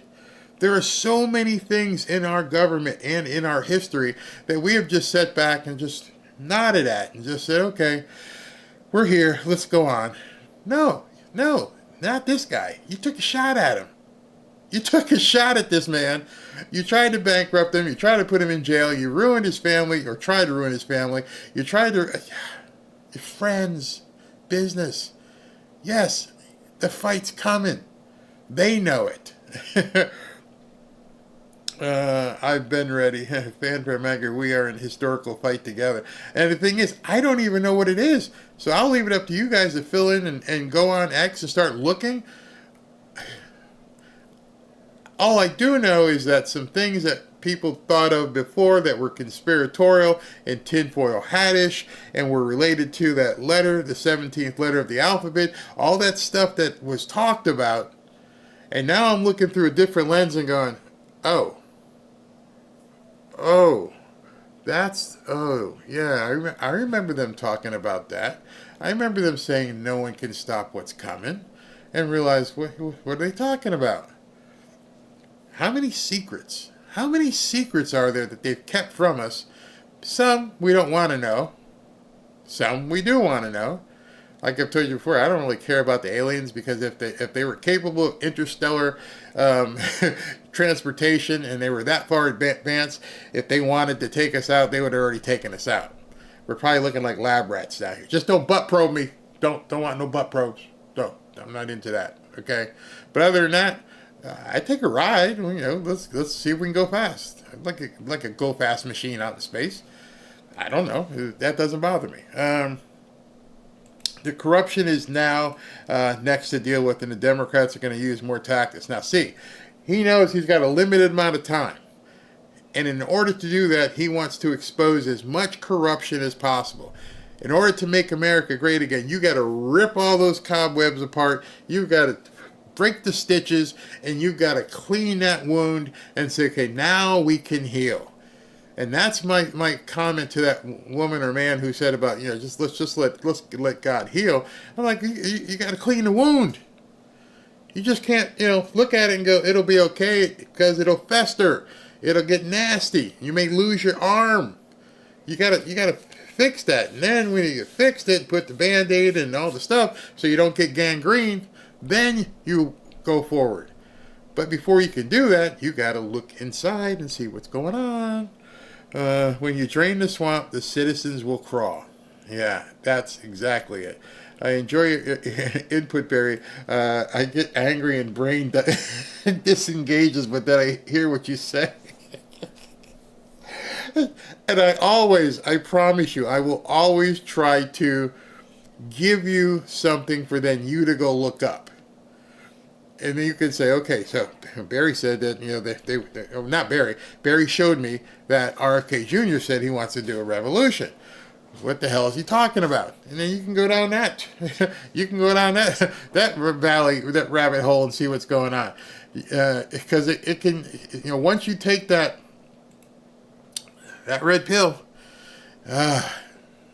Once you take that red pill and you just go and you just keep going and figure out how far down does this thing go. And then they keep throwing us breadcrumbs. I saw that from Megan. I'm like, Megan, why'd you do that? Megan Kelly, Miss Kelly, why did you put that out there? Because now I ain't going to sleep. Now I just got to go digging. Okay, what do you mean? You might even hear from him himself. What? Now I need to go check out ambulance reports and, was it really his body? Did they do, autopsy? But who? What do you mean? How am I going to hear from him himself? She did that. Here you go. Check this out. And I'm like, damn, Megan, what's with the breadcrumbs? Revolution? What revolution? That's what these people are saying. Stay frosty. This is, okay, where's that? Somebody just said, where's revolution? It moved so fast, I went past it. I've got to find that because somebody just defined, okay. Norma says, okay, this is what a revolution means. A sudden, radical, or complete change. A fundamental change in a political organization. If you're a linguist or have any sort of vocabulary and you heard that man of intelligence, I will say RFK Jr. is intelligence, to say that that's what Trump wants and that's what he's going to get. A sudden, radical, or complete change, a fundamental change in political organization. Not my word. RFK said I sat down with Trump and we talked about it, and this is where we're headed. Whew, that's some real crazy stuff. Yeah, I'm thinking of pre-recorded tapes. He may think about it. That dude may have had some dead man switches that he gave somebody. Hey, listen, I'm not suicidal. Here's some tapes. If I end up just, hold on to these tapes. And those tapes may just have everything. Could you imagine? Could you imagine? We know there's P. Diddy tapes out there. Ooh, wow. Barry has been one wild and exciting ride, my brother, but now our true battle begins. Continue to pray. Absolutely. Absolutely. And my guess is the recording. No other choice. No other choice. They tried to...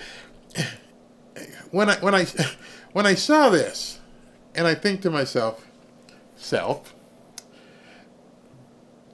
always take the higher ground. What's the high ground when someone tries to shoot you in the head? What do you do there? How do I put myself in a better position to accept these people and let them go and, allow God to start the healing? I'm going to have to ask JJ that on Thursday when we do our next prayer meeting. How do you do that if the person themselves isn't looking to apologize and be contrite? I don't know. I know if you take a shot at me, that's what I'm going to try to do. Great information, Barry. The battle of good versus evil. Somebody else just looked up something. It says a forcible overthrow of a government or social order in favor of a new system. Strap on. Buckle up. January 20th is a long ways away. It's November 6th as I'm making this video. So we've got all of November, all of December, and most of January for stuff to go crazy. And you can tell right now Trump is not taking his foot off the gas. All of us, I was up till 2:30 last night. I was like, oh my God, I can't take it anymore. I got to go to sleep. And I'm thinking to myself, I know what Trump's doing. I know Trump's up this morning going, all right, he's putting these pieces on the puzzle and doing these things and getting ready. And I'm like, okay, you need to get ready. I failed myself because I didn't have my new intro. My new intro is not going to be the one man. I'm going to retire that one because now we're moving into phase 2.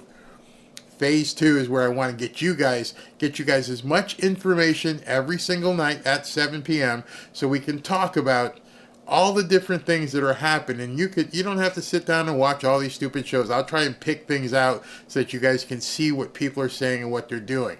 The information is flowing constantly. And again, if you're not on X, you're waiting to be fed instead of feeding. I just came up with that. It's a pretty good analogy. Yeah. Sharks don't want to be fed. Sharks go and feed. Go feed. See what you like, find out who you can trust, and consume. It's great. Jesus was a revolutionary. And what about the January 6th pardons? That's probably going to happen as well. Barry, who says Kamala wasn't in the planning with other puppet masters to spark a revolution? She may have been. I mean, I heard her speech today. She's like, we're going to keep fighting. She's going to keep fighting. Just asked Diddy where those 325,000 kids are. You know, there's one giant... there's one big hole that I couldn't figure out last night. I still can't figure out. I've been thinking about it. Is they let all these people in the country, 15, 20 million, however many there are. And we all assumed that they were trying to bolster their vote and get them to go to the polls and vote. That didn't happen. I don't know if it was because Laura Trump or they had different poll watchers to make sure that didn't happen. But now they're here. And one of the things I'm watching for, and I really want you to watch for, is what are all these people going to do? Are they going to self-deport? Because as of January 20th, they don't have nobody watching them. They're not going to, that money will stop instantly, which is another reason why you need to be prepared. If those EBT cards and everything else they've been giving them, and they get booted out of their hotels because the government's no longer going to pay that bill, what's going to happen? Speaking of paying bills, there was a move made today, and I went, okay, now I'm starting to see there is widespread panic. Yeah, this came out. I don't know if you guys have seen this. Have you guys seen this?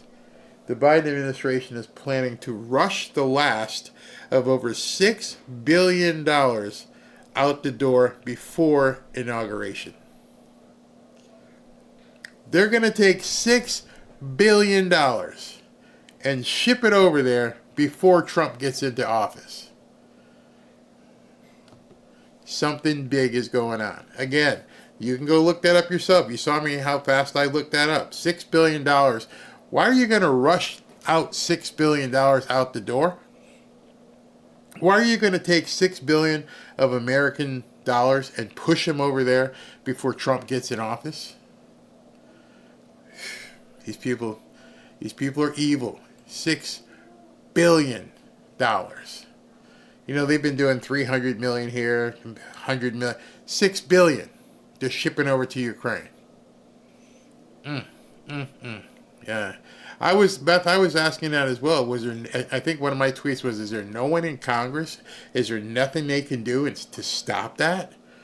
Stop this guy from, like I've said before, this period from today until January 20th is probably going to be one of the most dangerous time periods in American history.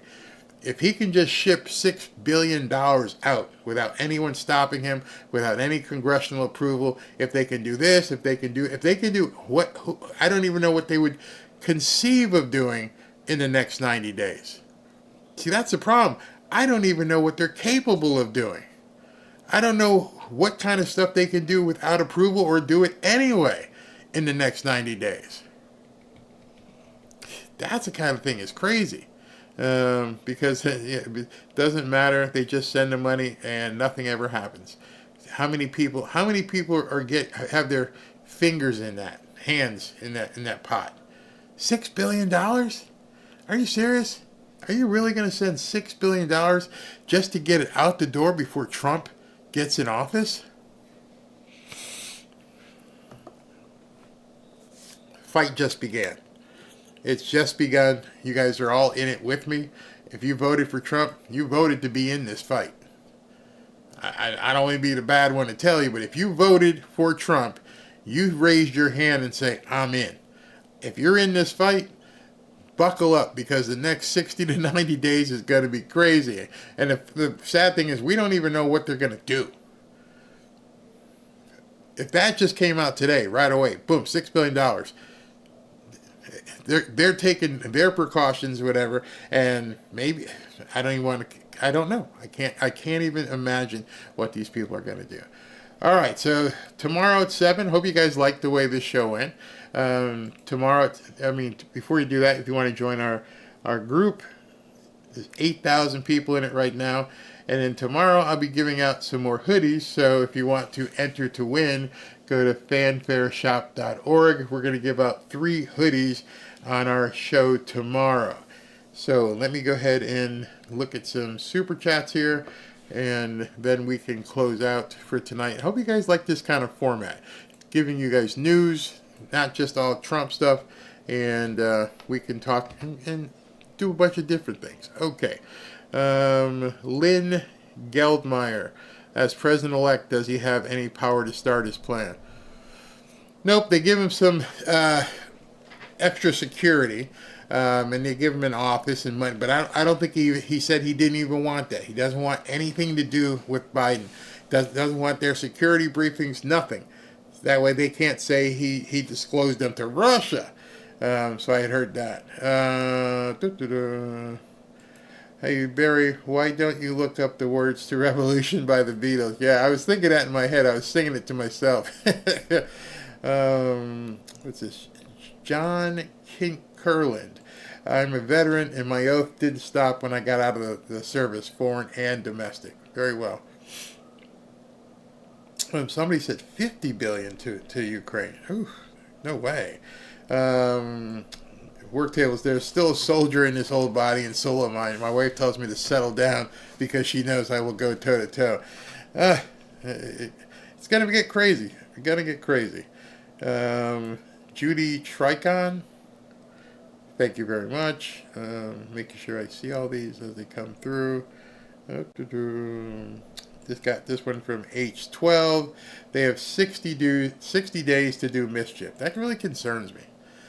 I mean, there's no way for us to check them either. It's crazy. Beaten Cheeks from Canada. Sounds like Trump is going Nazi hunting. Anthony Brito says Sodom and Gomorrah were 2 cities destroyed by God for their wickedness. God's anger provoked by man's sin. Yes, agreed. Tamika Curry. And Tamika says Trump is walking into Denzel in the Equalizer. He's analyzing everything. Checkmate. Great movie. If you guys haven't watched the Equalizer series, love those movies with Denzel. Absolutely love them. I mean, Denzel, and I pretty much watch any of those movies with Denzel or the ones with Liam Neeson for Taken. Thanks, Barry, for all you do. Thank you for watching. Let me go down here. 60 days to stir up trouble. Wow, Richard Gere sold his home quickly at a $50,000 loss and is moving to Spain. Good, get him out. I don't know if there's extradition treaties there. Where Imperial Studios play the rest of the New York mayor's speech. He's allowing and supports baby removal, Transformers, and blah, blah, blah. Yes, I understand that. But the fact that he said he wants to work with him is what I wanted to point out. Yes, he does support all that kind of craziness. Who's this from? I had to read that twice. Wonder how all these people that complain about X that probably have X accounts would feel if they were deplatformed off of X. Why are people complaining about? Oh, I see what you're saying. Yep. Of course, those news reporters, because that's where they yep, exactly. What? Jules Love said it must be about the revolution, maybe. William Flanagan. They call Trump a fascist, but the women on The View were wearing black today. Where did the term black shirts come from? They're such bad women. I mean, just bad people. And they sit there and lie to people all day long. It's just awful. I was just reading something else. Someone was talking about the business of Truth Social. That one. He said it was a man. That was a woman, actually. Wait, we're garbage? We just recycled a whole lot of Democrats. Exactly. Miss Fabulous. I asked Instagram AI to create an image. The prompts were Trump election victory celebration, and it kept telling me try again. I replaced Trump with Harris, and it had 10 pictures. Like I said about AI, You just have to go with something that's not woke. I hope the whole woke thing ends very quickly as well. Raven Kirkendall, the American people are the jury of Trump's and peers, and they voted. They want Trump free and keeping the U.S. free. Exactly. I hope they also get to a point where it's mandated that we go to a paper ballot with ID, and you have to have the results in that night, all kinds of stuff like that. This is Brenda Ross. Stephen, welcome. I also just came across Barry's channel. You will love it. Thank you very much. Filippo, that's a hand up. Filippo the Daga, Dems trying to convince Biden campaign to Kamala, says she's missing so many votes from all counties. So they want her to stay in. No, you're done. You're so done. You're losing everything. John, I agree. If Barry, if Kamala would have won, the Dems would have destroyed MAGA. Trump would be in jail, and MAGA would be done. Yep. And they would be coming after you and me. And so I don't understand how people just want to just think it's going to be fine. It's not. Kelly Saginski, thank you, Barry. You are the best. First to convince me that I'm not just one person. I can make a difference. No, you're not just one person. You have an army of people with you. Where was the? Is this Knucklehead? Hey, just another Knucklehead. Barry, IU here, MSNBC for sale. We should buy them out and start the Barry and Robin Ashley News channel. You know what? Don't need to. We have X and we have YouTube for now. I won some money on Trump, and I'm happy to share it with you. Thank you for all your hard work. I had seen somebody had won some money yesterday in Polymarket. He won like $100,000. I was like, what? And he was giving it out on Twitter. Hit the like button. Thank you. Joyce Isaacson, thank you very much. Just another knucklehead again. Will we ever know how many Kamala votes were in those trucks that showed up? Yeah, I'd like to know that too. Big Cat, how you doing? Excited for the new 7 p.m. show. I'm glad you're here. Thank you very much. What did we get down here? Memphis Street Doc. Barry, found you a few months ago thanks to Trump, and thank you for the education. Some of your information was also great for my trading. Yeah, I need to share some of that. Need to find out to do some day trading. I'd love to hear some counsel on that. Kathleen Smith. Barry, I'm trying to paste a quote by Alistair Cook, but not enough characters. Please do me a favor. Google Alistair Cook, bounce a baby, and read out loud. It is so heartwarming. Okay, I'll copy that and make sure I have it for next time. I don't want to keep people waiting right now. Where am I here? That was from Miss Memphis Street. Okay. This was from William Flanagan, who loves school buses and Venn diagrams, from Canada. And Petrast, thank you, brother. Media news channels are free for a reason. Yeah, you're right about that. Man, talk about propaganda. They don't even ever look in the mirror, I guess, and understand what's going on. Tracy Day, Trump doesn't have control of treason right now. It's the Constitution. They took the oath. They know the price to pay. Gitmo is coming. You sound like you used to read up on that 17th letter of the alphabet. Agreed, Barry. I don't support anyone who agreed with Kamala and her team. I hate when I learn of a new one. I just can't. I mean, you called me. If you did it to me in person, I wouldn't be your friend just because, an election happened. Wow, a former McDonald's worker becomes president of the United States, only in America. I'm loving it. Oh, that's funny. KR Oshie basically said they will continue lawfare. I'm waiting to see if they start suing things tomorrow. Probably. Mark of reality, we need to have them prosecuted using Giuliani's broken windows theory.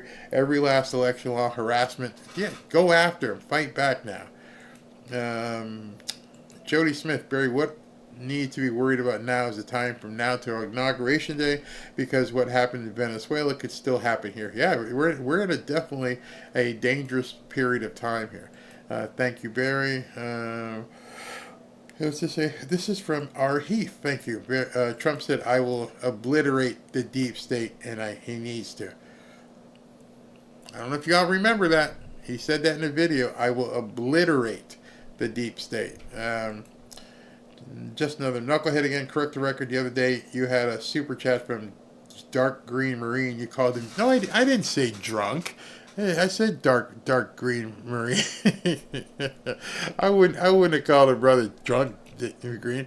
Barry, I agree with you. Look at Kamala's concession speech. She was basically calling Trump a bad guy. It's not happening. Yeah, it was nothing contrite about that. She openly said, I'm going to fight, instead of just riding off into the sunset. Trump has mentioned, this is from Liz Geldmeyer, Trump has mentioned so many times about how he would have jailed Hillary, but wouldn't because, she was a former first lady. But they were coming after him. Who am I? Thank you for changing everything and how I look at politics. I came off the bench and I'm in the game. I'm a pastor and reverend, father, business leader, athlete. Man, you got your plate full. Oh, Stephen Morse, bro. Not sure how I found your channel, but glad I did. Thanks for all you and your crew do, dude. Thank you very, very much. Wow, that's impressive. Very impressive. Thank you. Thank you very much. Wow. Thank you. And lastly, Jeremiah Kerr, condolences to Bimbala and Moose Knucklehead. Did you see him at the concession speech crying like a baby? Crying like a baby. And they thought that was going to appeal to men, bringing this guy out. I'm waiting for his, coming out party. Tay-Tay is packed and headed to Atlanta. Should we name it 2.5? Meanwhile, back in Minnesota. Oh, man. People in Minnesota are like, was this guy really our governor? Ernest, let me have to go back to the top for a second. Ernest, U.S. veterans are locked and loaded. We are ready for the revolution. Great. P. Billy, Trump, welcome to the revolution of the revaluation. Okay. And Bill Willis, Musk bought Fox News.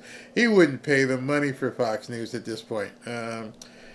Just a YouTube channel. Raskin said they will invoke the 14th Amendment and not certify, which is weird because today she said she would. That's why I'm saying Raskin is going to fade into oblivion at this point. Thank you, Marie Swinford. I hope I've gotten everybody at this point. Yes, I think I've gotten everybody. All right, so that's the new format. We're going to be doing, newsy type shows. I'm going to have a new intro and stuff like that. And I hope you guys enjoyed it. Come on back, get used to it. Set your watch. It'll be 7 o'clock every single night. As long as, God willing, I will be here. So if you have seizures or are prone to seizures, look away because I'm about to start the outro. Thanks for tuning in. Hope to see you guys tomorrow night.